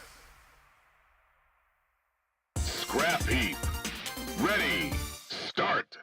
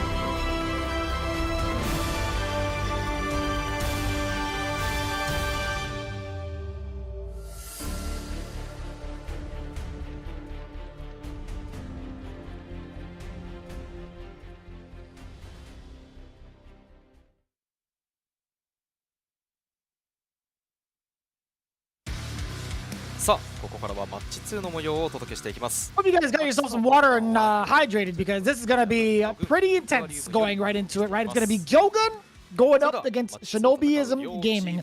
We talked about some of the implications going into the playoffs, right? In regards to the leaderboards, there's a lot to talk about. But let's get with these team introductions first with Momochi, the head ninja, leading the pack for Shinobiism Gaming with that Cody. As impressive as always, the master of lethal, excuse me, the grave maker, Fujimura with that Luke. Yamaguchi with another Luke as backup, but he's been the Shinobi's trump card for a good amount of the times, especially considering last week. And the swanky ninja himself, Johnny, coming in with a very, very impressive G. Now, this team has been phenomenal. They've been on a hot streak, right? They are currently in second place because of all the W's they've accumulated back to back to back to back. However, we had the School of Fish coming in through, right? It's going to be Mago, the 2D god, setting things off right with the Kari. Also with Luke, just in case. Mr. Optimal stepping up to the plate. It's Machivo having a lot of faith in this Nakali play. Really excited to see it. Moonlight Suzaku, I looked that up. Still have no idea what that means. It's Mizuha with Luke and Cody. Moke, the hero of Sunrise. That's something I can get behind, that's for sure. It's Moke with the Rashid and Falk for certain instances, right? These guys are going to be in the home position, so that means they get all the counter picks they want to. It's just going to be a matter of what they choose this time and what the away order is going to be like. In terms of implications, they're currently at 215 points, which is 5th place. But as it stands right now, V6 had just usurped them just one spot over. I think with the amount of points that they can get, potentially 40, right? That'll set them off at 250 and taking over the second place spot. That's if they can get a full-on sweep against Shinobiism Gaming. And that's a pretty tall order, right? It's a pretty tall order considering just the lineup, right? It's Mayor Cody and his 2 bodyguards. I told you, chat. I told you, you'll see 4 Luke matches. Guaranteed, okay? It's gonna be Mago first? Who's gonna be going up first? It is gonna be Mago. What a goober. 失礼しました。ありがとうございます。はい。マゴルーク。I love Mago, man. I really do. So anyways, Hameko's Choice, the pre-show that occurs every Street Fighter League Japan, he had chosen Mago to go up against either Yamaguchi or Fujimura in the Luke mirror match, right? He had already assessed those kind of threats, but the problem is there's 2 of them now. There's 2 of them in the same arena. Like, what are you supposed to do about that? You have to pick one over the other. I think right now, as it stands, I think Yamaguchi's momentum might make him the stronger Luke between the 2, or at least against Mago. But in regards to the current record, Fujimura, yeah, actually, I take it all back. Yeah, Yamaguchi is the stronger Luke between the 2, right? He's won 6 out of his 8 games, has gotten 60 points, and Fujimura hasn't really been able to get the ball rolling. We've seen Fujimura struggle last season also with a considerable case of identity crisis or character crisis. There was a lot where Fujimura couldn't figure out which character he wanted to play. And by the time he did, it was too late. He didn't even get to get that many points. But as it is right now, he's settled with the Luke with 2 out of 7. But it's Yamaguchi's turn, right? He is truly the stronger of the 2 Lukes, and he's going to be going up first. Mago definitely has a lot to say about that with his Luke play, right? Going into it with Mago, he is 5 out of 9, if I'm not mistaken. 5 W's out of the 9 games he's won, currently at 65 points. This is going to be pretty interesting, right? Yamaguchi had said this in the pregame interview, I should say. He's played a lot with Mago in general. He's expecting the mirror match, obviously. So he wants to win this one, right? Mago, being the goober that he is, a little bit serious. He says, just as I had expected, I've lost against Yamaguchi last time, so I would like to win this. Very important to talk about the context here. In regards to the matchup they had last, Mago versus Yamaguchi, Yamaguchi took it down 2-1, starting things off with a W and ending it off with a W, right? A little bit of an in-between rebuttal from the side of Mago. But we'll see how this plays out, right? I'm very curious to see it. I think Gyogun, again, the only time... Oh, wait a minute. Yeah, so Gyogun, the last time they met, Gyogun actually fell short 10-30 against Shinobiism Gaming, right? Moke was the only one that got a W, and it was against Fujimura's Luke. Now that Shinobiism is on the away side, I think this might be Gyogun's game to take, right? I'm kind of curious to see what this matchup is going to be like between Mago and Yamaguchi. But as it stands right now, we'll see. I'm really curious to see what this mirror match is going to be like. Yamaguchi overall had surpassed a good amount of, I think, the Lukes prior. But there's only like a handful of them. It's not like the entire league is Luke, right? There's like what, Tokido who has a Luke, Bonchan who has a Luke, Fujimura, Yamaguchi, Mago. That's 5, I think. Let me take a look at the sheets before we go ham about that point, right? Mizuha has a Luke. Machibo says he has a Luke, but we haven't really seen it. Fudo says he has a Luke, but we haven't really seen it. Yeah, man, I think overall, Naomin has a Luke. We've definitely seen that. So 6. Yeah, there's 6 Lukes in 8 teams of 32 players, right? 32 players total, I should say. That's not bad. You know, that's not too bad. I'm curious to see how these two kind of play styles will mesh. Like, this mirror match is going to be something that's very important to Mago, right? He's been practicing against this matchup and also practicing against Yamaguchi even offline, or off Street Fighter League on CFN. Right? I'm kind of curious to see how these two playstyles are going to mesh. I think Mago's hit confirms were a little lackluster in week 9. There was a lot of instances where he had missed significant low forward confirms and had actually fallen into a lot of like a bulldog kind of playstyle from Tokido, right? The last mirror match he played, he fell short against Tokido 3-1 because he wasn't able to get the proper confirms. I think he was trying to buffer. He got caught buffering a lot, like with low forwards or even standing light kicks. So we'll see how this plays out right now. Again, this is pretty exciting. This is truly pretty exciting. I want to see how the two different types of gameplay clash against each other. And we'll see that right here. Game number 1 between Gyogun and Shinobiism Gaming. It's Mago versus Yamaguchi. Getting the first big confirm is Yamaguchi off the low forward. Now it's low forward into Sandblast. The amount of control thus far from Yamaguchi has been so intimidating against Mago. Despite Mago's new haircut, he's looking really clean in this player photo, by the way. Or at least his player cam. Cool. Damn! We talked about some of the big weaknesses Mago experienced from the last week.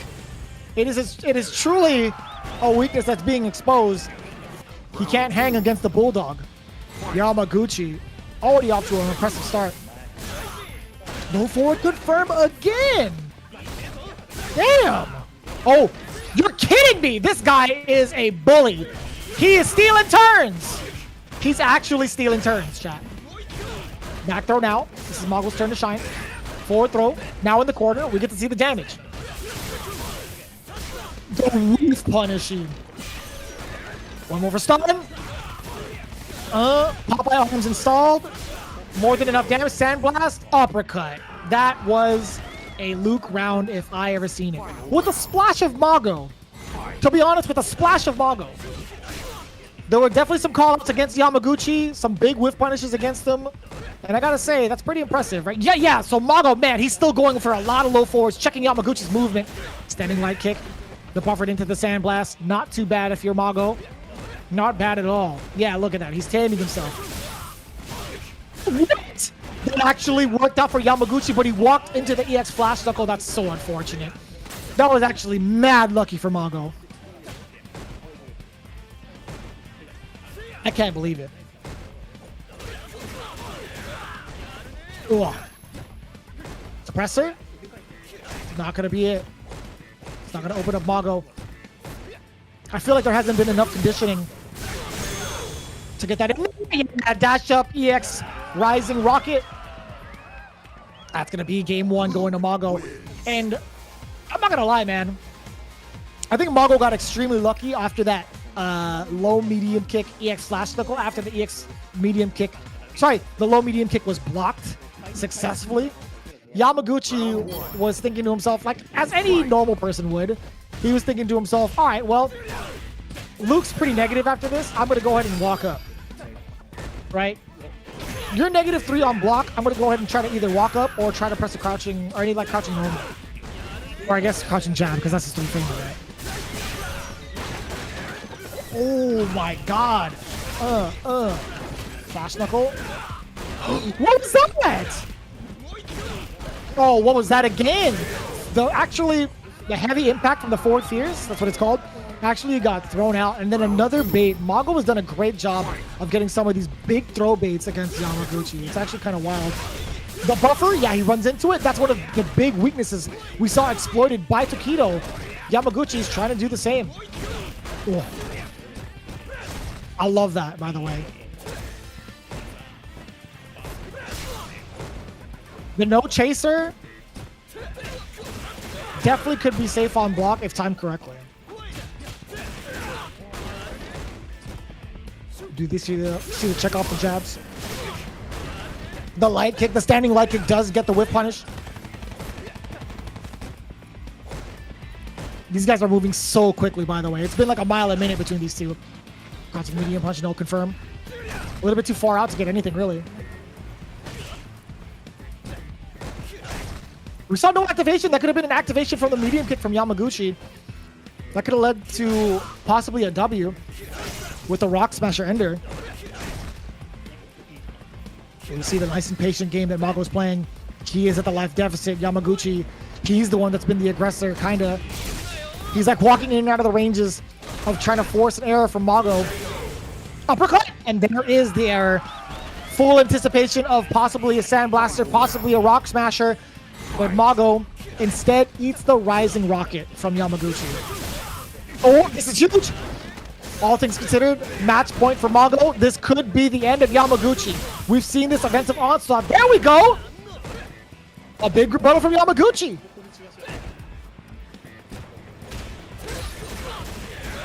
Yes, sir. Target combo after the crouching medium punch counter. Will it be Yamaguchi's time to play, though? With the trigger? Oh, that could have been dangerous.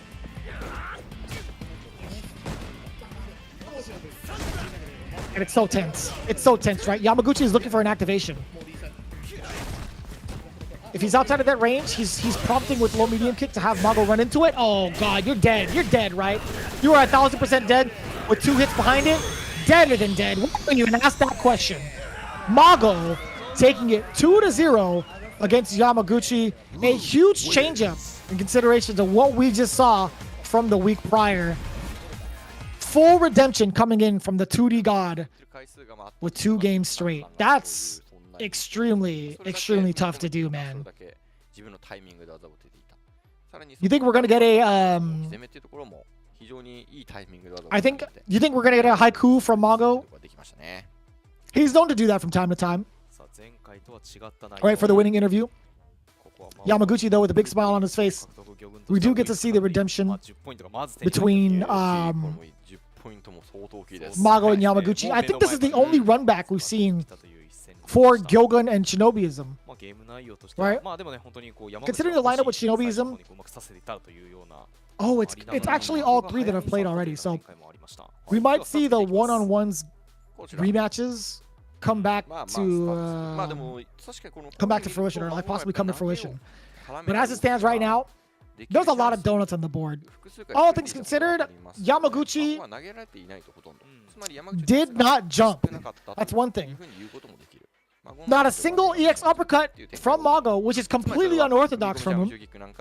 Not gonna lie, most of the time we see Mago get a little bit wild.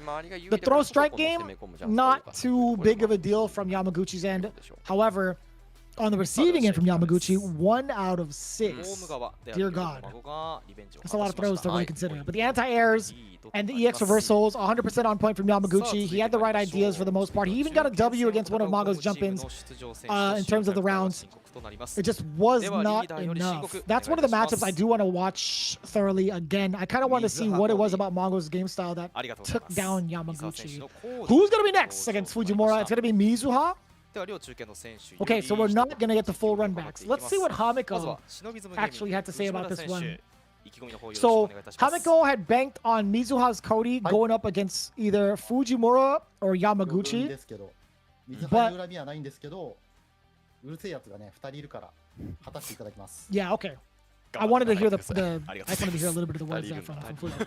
But yeah, as it stands right now, Mizuha is going to be the one up to bat, which is going to be a pretty good matchup, I feel like, for Mizuha with the way that he's been playing. I'm not talking about character to character. I'm talking about player to player right now. What they're talking about there. Who's yelling at who? Why is Mago yelling at everybody? Mago's yelling, Moke's yelling, Mizuha's shaking his head, and Machibo wants nothing to do with it. None of these guys want anything to do with it, is what it looks like. 注意しとくんで藤間さん許してください。対戦よろしくお願いします。頑張ります。頑張ってください。頑張ってください。Okay. So this was the pregame interview from the Gyogun side, right? Fujimura had said, for Team Gyogun, I have no grudge on Mizuha, but there are two loud people on Gyogun, so I will beat them. And then everybody on Gyogun was like, what? Nande? I wonder who it could have been. I mean that with the utmost sarcasm. That was a rhetorical question, too. But that's actually kind of funny. Yeah, immediately it was Mago and Moke, the two M's, right? Actually, they're all M's. What am I saying? It's Machibo and Mizuha. You get the two quiet ones and the two very loud ones. And then Mizuha actually was asking for forgiveness. He says, please forgive us, Fujimura-san. I will let my teammate know about your complaint. Damn. What a nice guy. What a genuinely nice guy. But as it stands right now, all the niceties are going to go out the window. I got to say, chat, between you and me, I've said as it stands a lot on commentary. I'll be messing up sometimes, but you know what?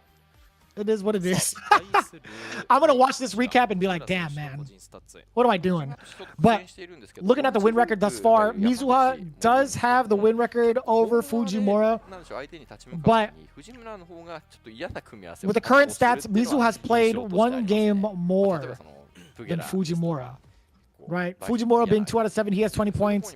Mizuha has made more of an impact in comparison to Fujimura. Mizuha has 40 points, right? So we'll see how this plays. This is going to be the Luke Fest, essentially. But now we finally get to change up. It's Mizuha. Mizuha with Cody.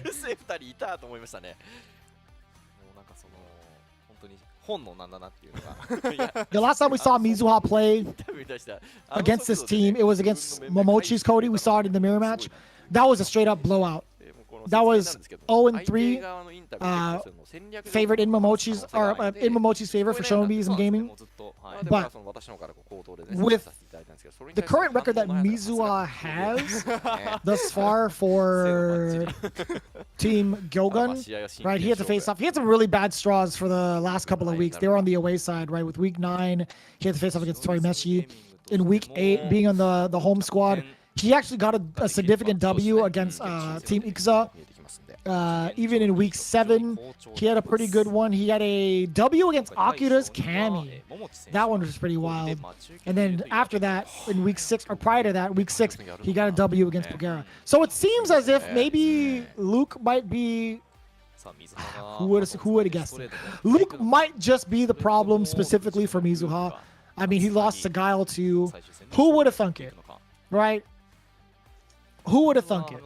But I'm looking at, so far, the only other Luke that Mizuha had lost to was indeed Tokido. And that was it, really. He's only lost to 2 Lukes thus far. So we'll see how it plays out. No mirror match this time, ladies and gentlemen. It's going to be Cody.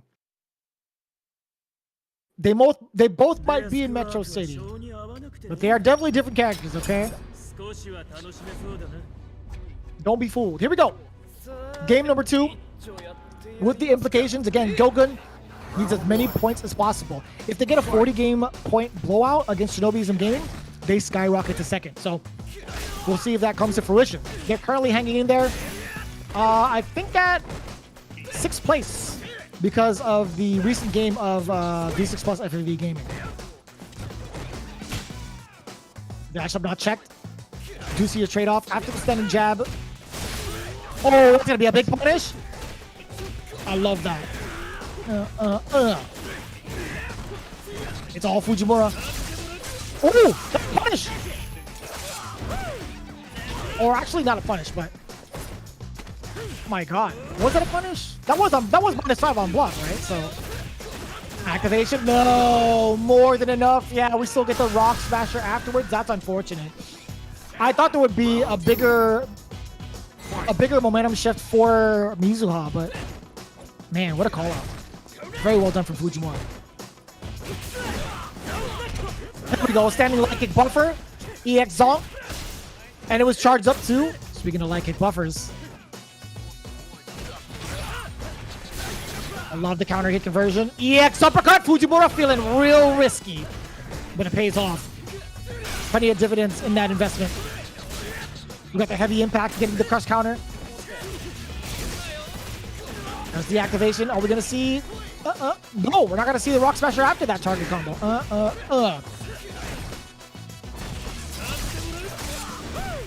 Is this gonna be enough? Critical alert! It is gonna be enough. More than enough, I should say. You know, I noticed that Cody's critical alert actually doesn't have like a full animation kind of thing. He just has like the opening freeze frame, but it doesn't go into like anything cool. It's just straight up the tornado. It's kind of wild. Low forward opener. Back throw. Oh, that roundhouse was actually such a good trade. Forward roundhouse. Just within range for the cross-up. I'm loving this from Mizuha. Does get the tick throw. Checks with the low forward afterwards as the meaty. Look at the amount of control. Trying to bait Fujimura into thinking something else. That whiff throw giving Mizuha a little bit of range to move on in there, but now we're back to this footsie game. No anti-airs. It's so tough at that sharp angle. Fujimura trying to find a way back out. EX zonk again. Has to keep him honest. There's an activation route. And now he gets to play the footsies game. This is going to be great for Mizuha because of the extended range of the knife. Yeah! That's not a knife. This is a knife. Sorry, no knife. My mistake. This is important. Down to one more touch. Fujimura actually can't play footsies with him? Yeah, he cannot play footsies with him like that. Not with the knife exposed. Mizuha getting the first W. So, what's cool about that is you're looking at like the footsie department, you're looking at the footsie game that needs to be played. You might be thinking to yourself, well, why doesn't Fujimura just kind of back up for Sandblaster? As soon as Mizuha sees Fujimura backing up, he's going to follow suit by walking forward. And if he sees a Sandblaster come out, he's going to trade with that normal. Every Sandblaster is at least double digits on startup, with the light punch being the fastest at 12 frames, right? So with that in mind, Luke has plenty of time to react with any of his punch normals to trade off with it with the extended range, right? So either way, it was going to be a very, very tough situation to manage against with Cody and VTuber.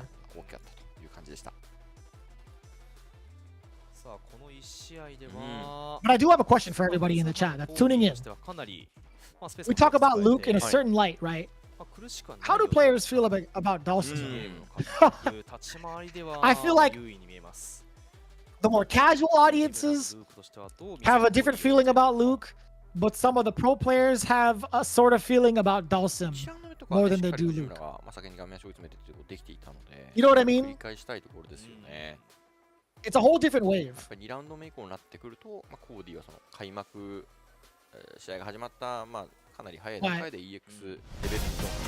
As it stands right now, damn, I gotta stop saying that. But as it is right now, trying to change the variations up, Mizuha has a W against Fujimura with the first game.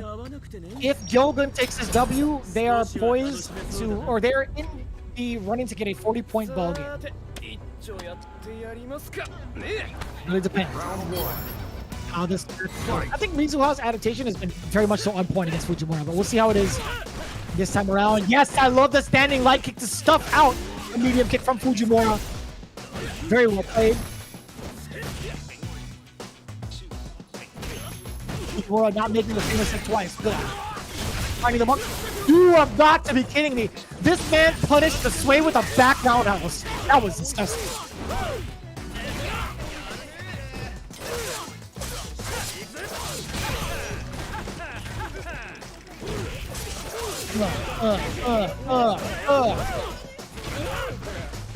God damn, look at the damage. That was so disgusting. That was actually so disgusting. Yeah, uppercut! Uppercut! Yo!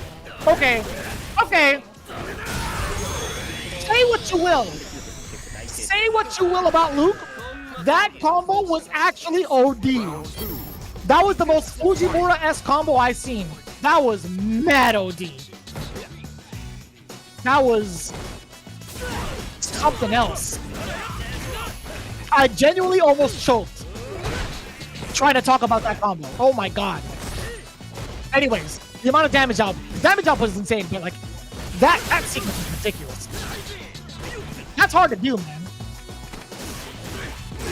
That was no easy feat, that's for sure.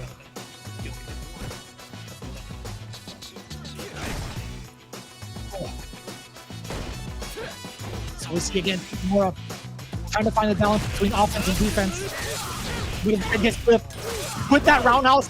And that is such a big activation point. Look at the amount of damage you get off of this. Forward throw now, and the corner carry, even more impressive than the damage in my opinion. Plus frames after that, you get thrown. And what's crazy about the knife is, it does chip damage as well.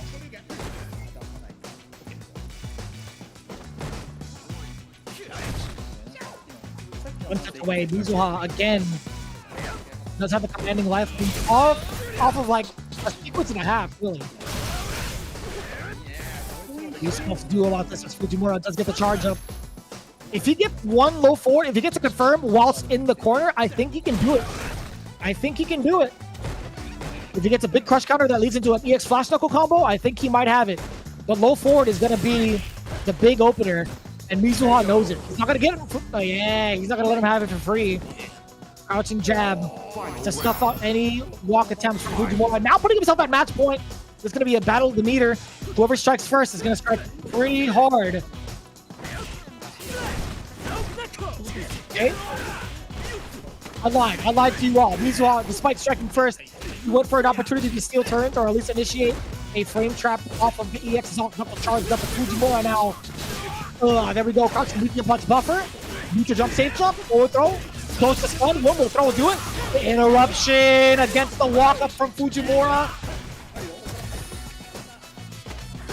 And the low movement as well, just walking up into his face, forward throw.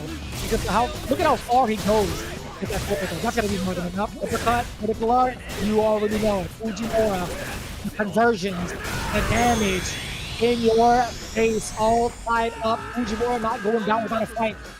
And of course, he really had to earn that. No sarcasm. He definitely had to earn that. There were so many instances where Mizuha could have kept him cornered and could have kept him grounded. Man. That could have gone either way still. Fujimura tying it all up one piece. Going back into the character selection screen, I'd imagine Mizuha definitely needs a breather in regards to that one. He's going to take some time to kind of talk it out with his teammates. I don't expect a character change. I think his Cody did just fine against Fujimura. One of the biggest things I did like to see from Fujimura is him not backing down, really. Like, although he got bulldogged into the corner a couple of times, he was faced with a couple of situations against EX Zonk, and he had to force himself out of scenarios, like a big 50-50 scenario that could lead to even like corner carry. He did pretty damn well for himself, making the right reads. I think there's a lot to be said about Fujimura's tenacity and his mental tenacity, right? I think him being able to perceive what Mizuha is going to do ahead of time has been pretty good in regards to like the buffers he's been choosing, and being pretty risk averse in regards to like picking and choosing his spots for medium. We'll see if that plan is going to be consistent enough going into game 3. I would love to see Mizuha get away with a bit of the dirty stuff, right? I want to see whether or not he's going to be saving some of these zonks for some neutral stealing turns, or like some ways to kind of get in against an unsuspecting Fujimura normal with you. We'll see though. This is going to be the last game between these two. Mizuha versus Fujimura. Cody versus Luke.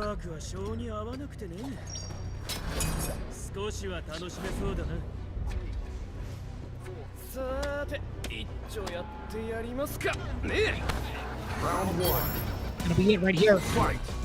There we go. Getting out the throwdown. Back roundhouse to try to catch a normal. Fujimura's taking it a pretty risky approach. And now laying some of the normals, instead he gets interrupted. Mizuha gets a back throw, one of the tornadoes, and a very well-spaced ruffian kick, unpunishable at that range. Hitting towards the tail end of the active frames. I like that.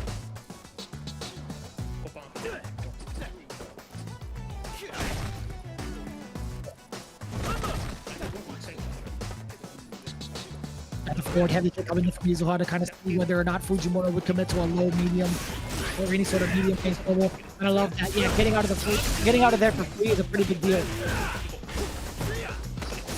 Huge advantage for Fujimura. And this is tough. Mizuha actually caught that V trigger in an unfavorable way. He's gonna have to hold that. Trigger is winding down. Are we gonna see an advance? Yes, we do. But Fujimura on 1000% ready for the check. Thermal Barrack after the Sandblast. Nice work for Fujimura. Look at that match point. He gets this W. It's gonna be pretty significant.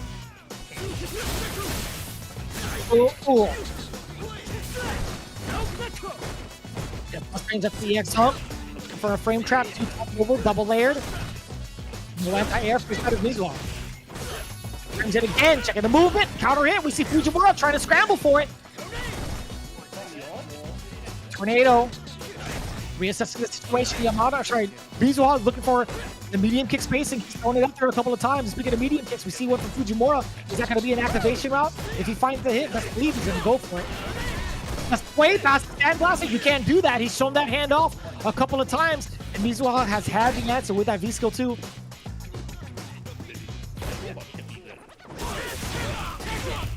That is crazy. Crouching heavy punch. Catching Fujimura flinching at the last second. There we go. Make him pay for it. Make him pay the toll with the option select after the throw is whip. Back throw, more than enough damage. Mizuha tying it all up. Now it's going to be a battle of attrition. You see the meter down below from the side of Fujimura. Just nearly at the bar. Just about 2 bars from the side of Mizuha. Who is going to get that big opener? Man, Mizuha already tried to dash up, standing light kick off the wall. He had the zonk charged up even before the round started. Mizuha already up for great advantage. No more forward! Flash knuckle from Fujimura. That didn't come out. That's a big miss confirmed. Quite significant at that. That's the big opener he needed. I think that would have been disastrous for Mizuha. Plus frames either way. Out of there. The micro step back. Even though in the corner, I think he was just misplaced on the throw from Mizuha. I think that was just Mizuha's fault. I don't know. What do you do now? Knifes out. Your range is severely threatened. Knife. Oh my god. He jumped within that range. Fujimura. So smart. That was actually mad smart for him to jump with that range. It's all Fujimura now. The counter was there. We'll have to snap back into the trigger. Watch out now. One turn. Mizuha could actually land himself. Pretty significant deal. Okay, maybe I lied. After that ender with the knife, it pushes Fujimura too far away. But now the threat of chip is imminent. Fujimura, he's just peppering in some of the damage, right? He's getting closer and closer to the checkmate scenario. No uppercut and a delay. Man, Fujimura, evil man. He went for crouch heavy punch. I bet he was going to go for crouch heavy punch, a flash knuckle into critical art for the chip damage. I think that would have been more than enough for a checkmate. Mizuha got caught flinching either way. That spelled death as soon as Fujimura had gotten the jump in. That's going to be a 10-point game for Fujimura, taking it down 2-1 against Mizuha. Coming in at the deficit, by the way. That could have gone either way. That actually could have gone either way. I think as it stands right now, Fujimura has now tied his record against Mizuha, if I'm not mistaken. Let me take a look at that again. Let me see. Fujimura is now 3-8. He is truly tied with win percentage against Mizuha. He's just 10 points below because Mizuha had actually gotten his W in one of the anchor matches. But either way, kudos to Fujimura. That's the W he's been looking for so long. I'd imagine he's ecstatic about it because, again, he's been at a very huge deficit being played in majority of these matches for Shinobiism Gaming. But again, it's very good to see Fujimura back in the winning stable, at least for now. Mizuha, a lot to really consider in that matchup. He's now 3-10, if I'm not mistaken. That's rough. That's really rough. But yeah, as we take a look at the stats, 2-1, 3-5 in regards to anti-airs. Not too many times taken to the skies in total for both players, but we see a lack of the anti-airs coming in from Cody, a little bit of a sharper angle from Fujimura, hence why it was a 33% success rate. Looking at the reversals, the only one with a real reversal is EX uppercut from Luke, right? 100% on the mark. Looking at the throw strike game, both these characters have very impressive throw strike games that can lead to a lot of damage if the throw is not tech. It could lead to like a frame trap into like massive amounts of meter spendage, even to like V-trigger activation, right? So we see how imperative that throw strike game really is when you don't want to risk getting frame trapped, right? A lot of people will just take the throw. That is definitely a take the throw match when you look at the stats, right? Machabo is anchor! Hell yeah! マチャボベガうるさいんだな。うるさいんですね。しかしこの選択。マチャボベガ。It's gonna be the character. It has to be Nakali. さあこの選択から両選手に一言ずつ意気込みかかっていきます。まずはシノビズムゲーミング桃地選手相手のピック含めて意気込みの方をお願いいたします。There's no Ikuza today. Ikuza had actually played last Friday. They started things off in League 10. They actually fell short 0-40 against Saishukan Sokumoto. やってたんであまりに露骨すぎたんで It's gonna be Bison. So we did hear Vega. I wasn't sure why Mago had said Vega initially. It is gonna be Dictator. I mean, most of the time Machabo had gone with Nikali. This is the first time we see the Dictator pick from Machabo. Is that actually true? 俺もね、逆にないんじゃないかと思ってたんですけど、ありましたね。さあそんなマチャボ選手、意気込みの方を伺ってよろしいでしょうか。I think that's confirmed. そうですね。このためにかなり練習してきました。Machabo is going Dictator. 今桃地さん個人的にはなんか今日本で一番強いんじゃないかって思ってるプレイヤー。So Momochi actually gets to talk about what he was anticipating in his pre-game interview. 自分に課された仕事は勝つことなので。It's weird. 勝ちたいと思います。頑張ります。Momochi says he anticipated Machabo, but apparently he was expecting the Dictator as well. I don't know, man. It could be like a CFN thing. Like maybe he researched it. Maybe that's why he's so confident in knowing Machabo would play Vega. He doesn't doubt Machabo's power either. Like he says Machabo can play different characters and is very strong. So he's not going to take this matchup lightly, right? In all consideration, man, I'm finding different ways for that statement. Machabo is 4 out of 6 games. He has a 67 win percentage with 50 points on the board. Again, one of those games being the anchor match. We'll take a look at how often he's played. One of his L's came via the sudden death match in week 1. So technically, it wasn't really like a full match loss, right? I would say it's 4 wins out of 5.5 matches, if you want to call it that. But yeah, I don't know, man. This is kind of tough. I'm actually kind of curious. I'm actually kind of curious to see this Bison. I'm genuinely kind of curious to see how this Bison is going to play out. これによってマチャボー選手のキャラクターピックプール I will say, I'm not gonna lie. I think I'm すごいですよね。 intimidated by the dictator pick, but seeing and hearing Momochi's confidence,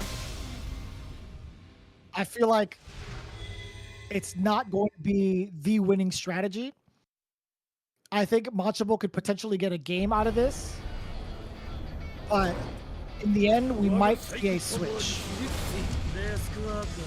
Might see a switch. Let's see how this plays out. Round 1. Fight. Again, this is the final set between these two. Shogun versus Shinobiism Gaming. We're seeing a lot of swinging from the mid-range, exactly how Momochi, well, I'd say exactly how a dictator should play. Momochi not being able to counterpoke, I feel like as often, considering how active some of Bison's normals are. Oh boy. A very nice, very patient from Machabo. And as soon as I say that, plus right in with EX Scissors, that's a +1 scenario. What? That was sick. That was actually a sick confirm. I didn't know you get a full-on jumping combo. That's not bad. That's not bad at all. One. Yeah, so he gets to get away with a lot of that, considering Momochi is no longer able to utilize that V-gauge for defense. Right, no V-reversals, no V-shift. Machabo gets to play this kind of game a lot slower pace, and the rest of the knife is gone. So this is where Bison shines, right? Bison gets to intimidate with a lot of chip damage, absorb the fireball, and also have Psycho Crusher just in case. This is going to be very difficult. I think it's going to come down to the wire. It's going to come down to guessing for game. Two back-to-back jump knuckles get defended successfully, but there's the throw. Machabo has to face off against the third one. 9 seconds, and he's backing away. Momochi is big chillin'. Momochi's absolutely big chillin'. It was just a matter of when these EX jump knuckles were coming to play. Machabo not being able to anticipate that, not even trying to jump out of the way or neutral jump. I feel like Bison looks like Shin Yurien. To be honest. Not gonna lie. Cool. The view reversal. Gotta find the mark. It does do its job. It's done for a little while longer. Ooh. Back throw.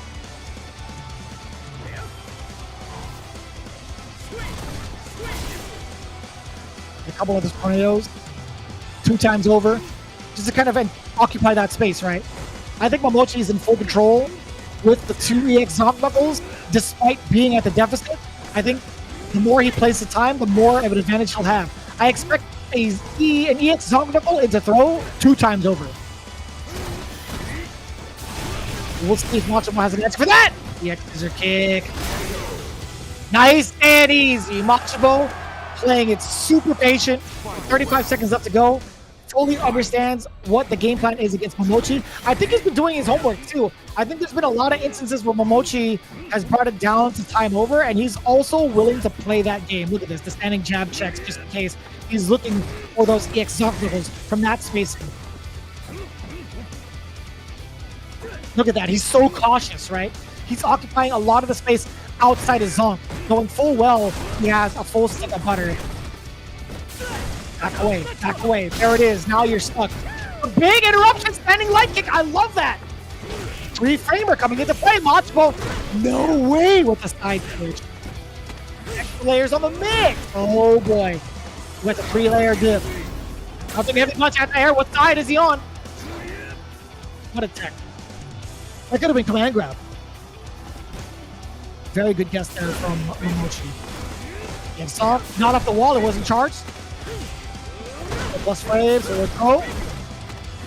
Plus frames again, forward throw. I told you when he lets the EX Zonks let out the next time around, they were going to be throws. I called them twice over. Man, immediately again occupying that space. We're going to see the switch, right? There has to be a switch. I don't think Machabo did too poorly. I think there's just a lot to be said about Zonk Knuckle. And as much as I hate to kind of like put it at that, I think the Zonk Knuckle posed the biggest threat against Machibo's Dictator, right? Having those two bars, or having those 6 bars in general, were so intimidating. And we're going back into the rematch. Machibo currently at the deficit, but again, he didn't play poorly.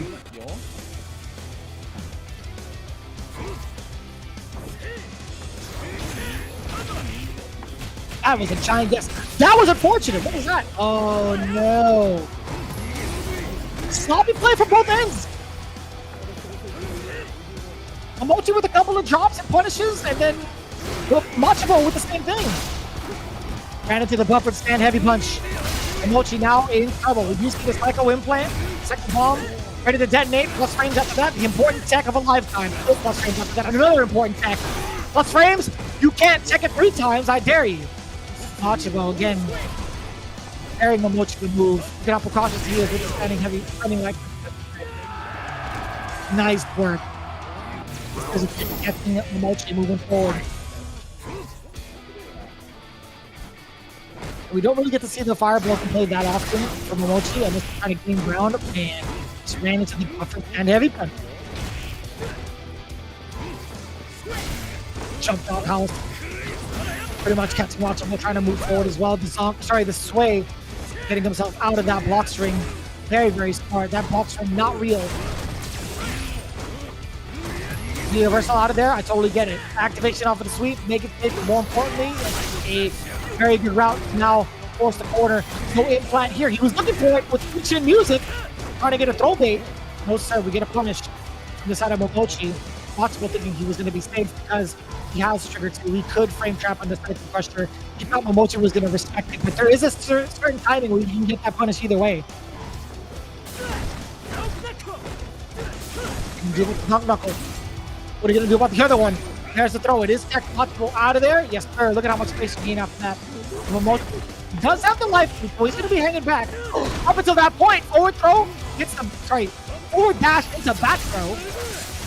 And occupying that space again, he ran into the medium. How will do it?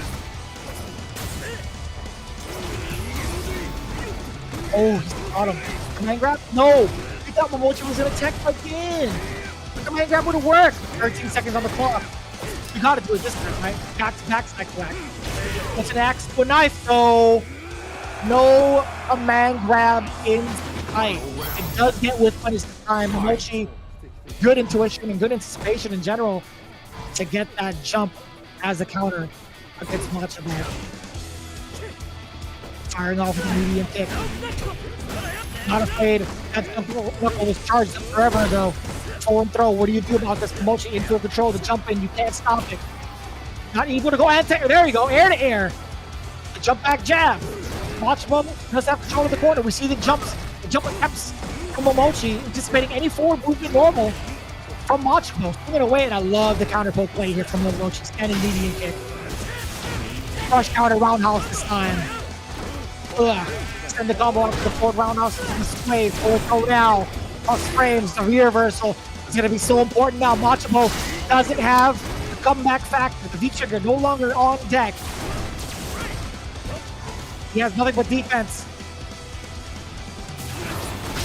Same with Momochi now. Rear reversal spent. That's number 2. Doesn't need the trigger. Momochi in full comfort mode in the corner. Standing medium kick. That's all she wrote. The big counter poke.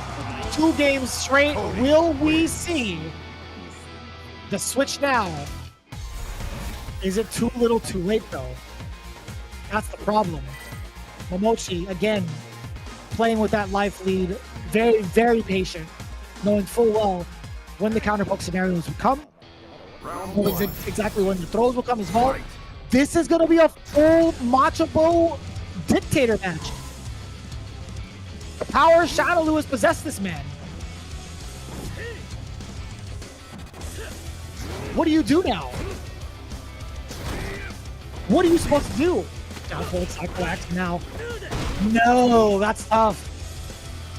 Even if those scissor kicks were safe, hitting back in the corner like that is tough. Yes, finds the side switch, but the tech is still pretty important for Momochi. Not getting thrown into the corner, or at least further into the corner. Daigo gets to maintain his real estate exactly where he likes to shine. Yeah, he's more a button. He did that back and forth kind of movement. Momochi trying to look for the big counter poke.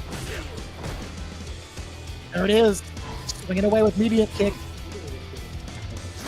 Occupying Wall Street, right? He's investing a lot into that medium kick. Has gotten him a lot of dividends throughout the years, or at least throughout the matches. That was weird. He V-shifts the Cycle Blast, but still runs into it. Oh, he has to block it.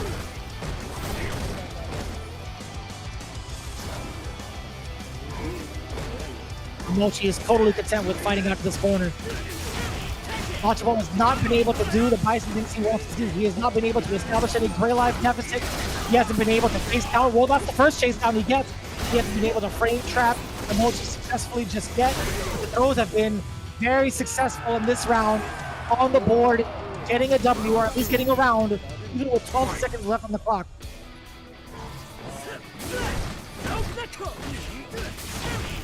Oh boy. That walk up does get the frame traps. The counter hit conversion, make him pay for it, pay full every time he tried to jump out of the corner.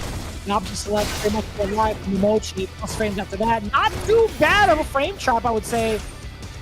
Machibo not getting the most damage he'd like to, but damage is damage nonetheless. I think what's important here is being able to pressure in the corner. And we've seen time and time again how good Momochi is at fighting out of the corner, except for that moment. I think he had buffered something else into the ruffian kick, but unfortunately, got blocked and punished. V-shift break pushes Bison even further out, regains that real estate. What is Momochi going to do now? Again, just taking a couple of chip damage from the scissors. This is not going to work. Machibo still trying to slowly regain his good places with Capcom gods. Hasn't been able to find a W just yet. And with the way things are going right now, we're waiting for the Zonk Knuckle! Nice and solid from Momochi. Looking at match point for the day. That Zonk Knuckle was coming out eventually. If Shinobi Isn't Gaming wins this, they're going to be skyrocketing to 260 points. The spacing has been so immaculate thus far from Momochi. Let's get the Zonk Knuckle and enough, charged up enough to get the follow-up. Even if Momochi is kind of giving up some of the estate, he immediately goes back in range. Just like, yeah, the punish, I like that. Why was he out of range of the Psycho Axe so consistently? It's so good. It's actually so good. We're starting to get a throw bait too. To be fair, Machibo's layered a lot of throws against Momochi, but still not able to make the flinch. There we go. There's the throw. He's willing to take that because he has the life lead. That's totally fine for Momochi. He'll totally take little damage off of that. He reversals out. Doesn't want us to do stuff for the +1 scenario. The roundhouse still keeping him grounded. That's one Psycho Axe. What do you do about this, Momochi?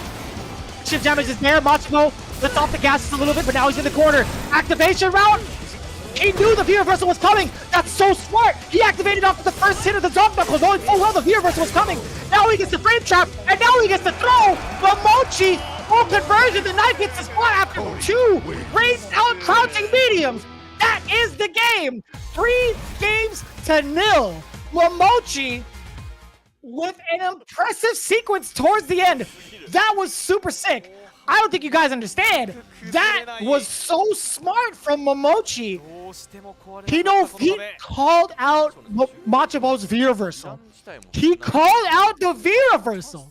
He activated after the first Zonk Knuckle.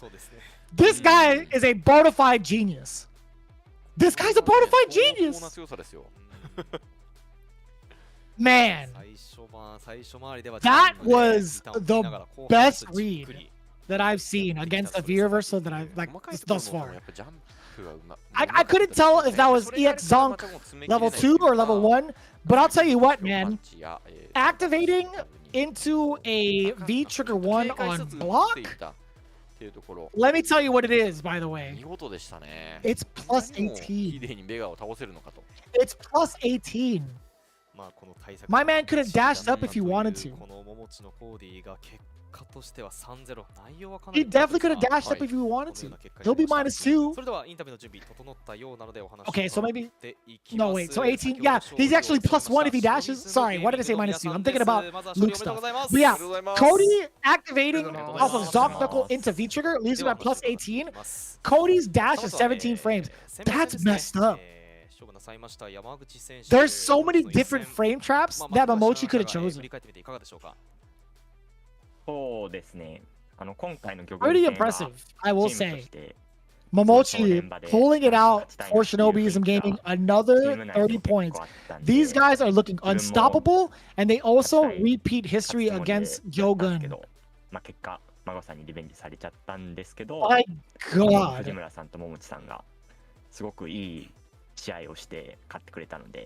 That is a significant blowout. I will say again, Machabo didn't do too poorly, to be quite honest with you. I think he was onto something with the Bison. There was just certain instances, man. He just had one really bad call out. Outside of that, the entire matchup I feel like was pretty close. It was pretty neck and neck. We are getting the winner interview. Right, Yamaguchi actually got his time to talk. He was saying the Gyogun game we wanted to win within the team too. Unfortunately, I lost like everyone else. Did such a great job. And I gotta say, like, that's super impressive. Like, despite being 0-2 from Yamaguchi and against Mago, that could have gone either way as well. But these sets of matches have been so impressive for Shinobiism Gaming. They've been on an upward trend. Taking a look at Hameko's Choice, the little pregame interview or the pregame segment of Street Fighter League Japan. We were talking about the upward point trends. There's literally a moment in week 5 up until this point where the chart really goes from like, let me do it reverse. What you guys are feeling, anything. So it's here all the way up to like here in a straight line. Like this trajectory has been Shinobiism Gaming's W after W after W after W. They're looking to be like one of the strongest teams right now. I think they would give Good 8 squad a very big run for their money. But even with this impressive W, Shinobiism Gaming is currently at 260 points. That leaves them 50 points behind first place. Right, so they would need 2 weeks worth of battles to even overtake Good 8 squad. But that means Good 8 squad has 2 more games to play. So with that in mind, I think Good 8 squad is in a very good cushion to even still within the top 5, even if they fall short in these next couple of weeks of gameplay. Right, I think it's 14 weeks total if I'm not mistaken. Good 8 squad with 310, they are very comfortable right now.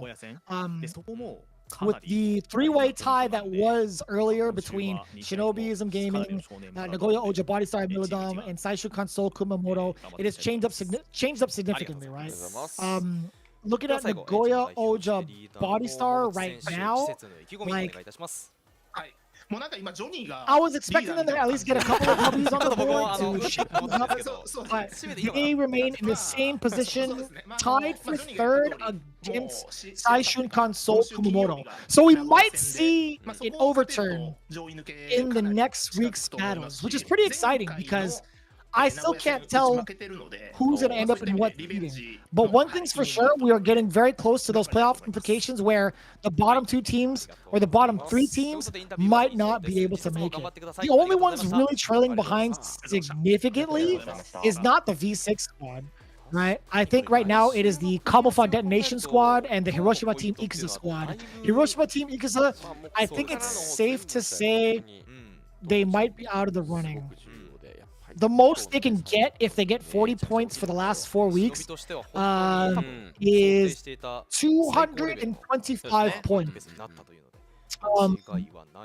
I think for Detonation Gaming, the most they can get is 290 points. So they might have a chance. I think the people in 6th and 7th place still might have a chance with these next couple of weeks, but it all depends on how it goes down, right? Taking a look at the stats, 0-3 deficit, man, Machabo, he didn't have the anti-airs, but it's still just as successful from the side of Momochi, 3 out of 5. I will say it's more impressive from the side of Bison because Bison's anti-airs are a little bit lackluster. Cody's are lackluster for sure, but that standing heavy punch, I feel there's a lot of work, right? I think it's pretty good. Looking at the throw strike game, very similar, right? 15 throws attempted from the side of Momochi, 16 throws attempted from the side of Machabo. However, there was a lot more to talk about Momochi's defense with the 6 tech, right? We were talking about the throw strike mix-ups. This is pretty imperative to tell the story that Momochi's defense was leagues beyond Machabo's based off of the stat. Wasn't going to be enough. 30 points to 10. We see Shinobiism Gaming taking down another significant W, propelling them even further into the spotlight of a favorable position for the playoffs. Again, very, very impressed with this team. It's been a big surprise when they actually fell super short to Saishunkan Seoul Kumamoto 10-30. They've made a full recovery since then. Not going to be phased by it. Taking a look at the replays themselves, Yamaguchi again had a very, very good start. I'd imagine that's exactly what Yamada and Hamiko are saying. Sorry, Yamato. Yamato and Hamiko were saying, right? But there's something about Mago's offense, right? There's something about Mago's confirms and pressure in the corner that made up for his lack of neutral sometimes. I will say in Yamaguchi's defense, there was one scenario where Mago got very, very lucky with the low forward into EX Flash Knuckle, right? The low forward actually got blocked and Yamaguchi actually fell into the EX Flash Knuckle thinking he could punish. So that was one instance he got the W. Then we see a switch up, right? Cody into Luke between Fujimura and Mizuha. This was a matchup that was also pretty close. Fujimura pulled out some really impressive stuff. There was one significant corner combo that he had that led to so much damage. Hopefully we get to see that in the replay. But we see how big of a difference when both of these players are in trigger. We see the kind of comeback factor. The reload after the knife throw, still within range to get the slice and dice afterwards. That's super impressive. Look at that combo. That route is so impressive, man. It's too bad it wasn't enough, I think. Was it? It was. Okay, I lied to you. Look at this combo. Actually, counter hit. He is so smart. That combo built Fujimura enough meter to get that critical art. I was genuinely shocked at the amount of damage off of those 2 crouching medium punches. What's crazy is, like, the damage after the V-trigger scaling, I thought would be, like, significantly nerfed. I thought it wasn't gonna kill, but that critical art, man. Just enough damage. That was actually kind of rough. I don't know what happened there. That could have been.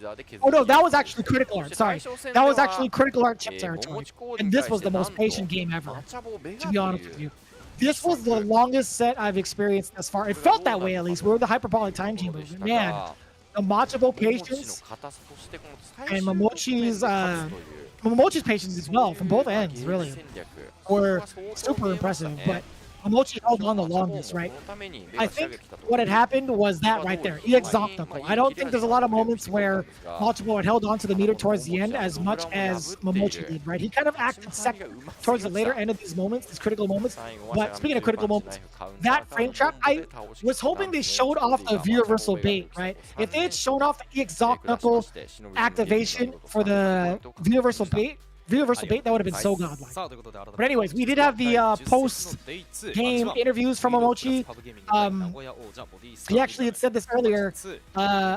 He likes Machabo, right? He thinks his playstyle is very similar to his. Fujimura got his words into during the game. My teammates were giving me advice. I couldn't have won without them. And Johnny actually got to kept his statement in too. We gained a big 30 points. We remain in second place. Next game coming up against the Nagoya Oja Body Stars. This will be an important match. And Momochi kind of followed that up too. He said, Johnny said it all. If we can win our next game against Nagoya, we can stay in the top. Last match against Nagoya, we had lost. So this is going to be a revenge match. We'd also like to win this one. As it stands right now, this is the summation of week number 10. A good majority of the games winning for the away side, right? We got a couple of 30s and one significant 40. two significant 40s at that, right? Saishun Console, Kumamoto getting their 40-point ball game, as well as V6 plus FEV Gaming. That shoots them up in a very, very safe spot within the running of 2nd through 5th, as we can see from the stats. Here the big surprise, Shinobiism Gaming now at 260, Nagoya Oja Body Star, Saishun Console, pretty much tied at 230 apiece. But the significant shift, although being tied at 225 apiece, V6 plus FAV Gaming, they had taken down Gyogun in their matchup prior, hence why they have the better positioning in 5th. It's going to be so tough right now to call who will make it into the playoffs between 3rd and 6th place, right? Look how close the differential is, right?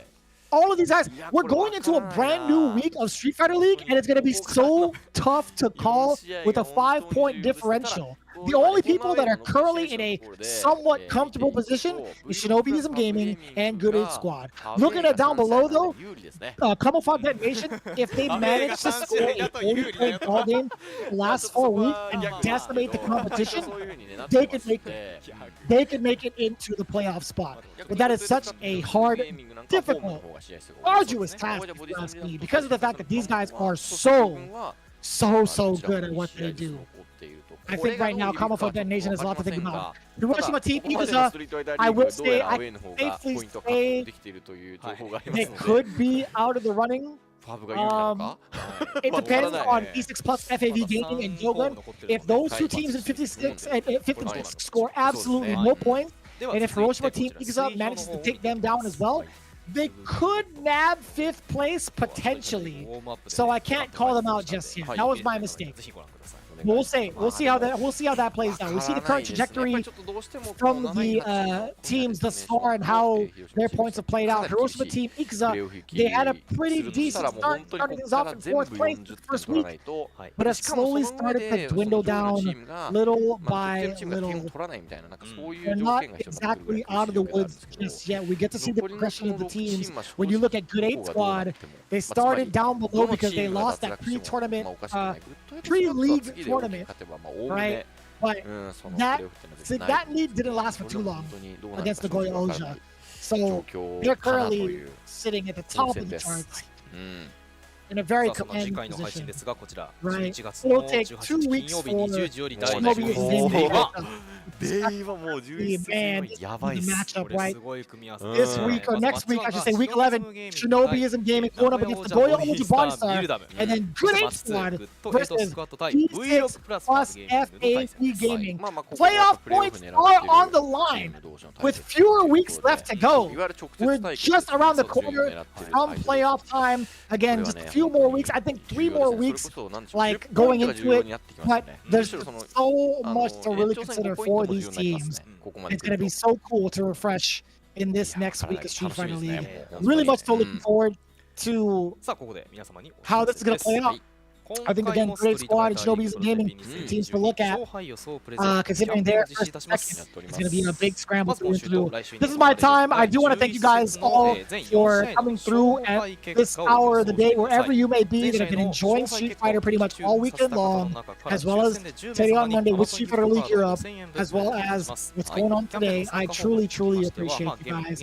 We'll be back again with plenty of the matches Friday morning, or at least Friday morning Pacific time, 2:30 a.m. I think I got that right. Same time as always. Again, I do appreciate you all tuning in. If you guys want to get more information from the Japanese side, at Capcom_esports, be sure to follow them on Twitter. All you got to do, here's a little tech, right? You get to click their any of the tweets and then press translate, right, to get all the information. Specifically, the information as to what's to come in regards to the schedule, right? We see who's going to be playing off in week 11, even after the matches next week, or this Friday. It's going to be Detonation Gaming versus Hiroshima Team Iguza, the battle of the bottom. Saishun Console Kumamoto going up against Team Gyogun. You guys definitely do not want to miss it. With that in mind, I do again appreciate each and every one of you guys. I promise you, we'll have somebody to help co-commentate. Femi, F-Word, unfortunately couldn't make it for these last couple of weeks. A little bit of a mishap, but he is okay and he's in good spirits. We hope to catch you in good spirits again for the next one. Thank you all for tuning in. Street Fighter Japan for week 10. We'll see you for week 11. Take care. それでは本日のストリートファイターリーグプロ JP2022 第10節 Day2 は以上とさせていただきます。解説ははめこさん、実況は私大和修平でお届けいたしました。また次節でお会いいたしましょう。さよなら。さよなら。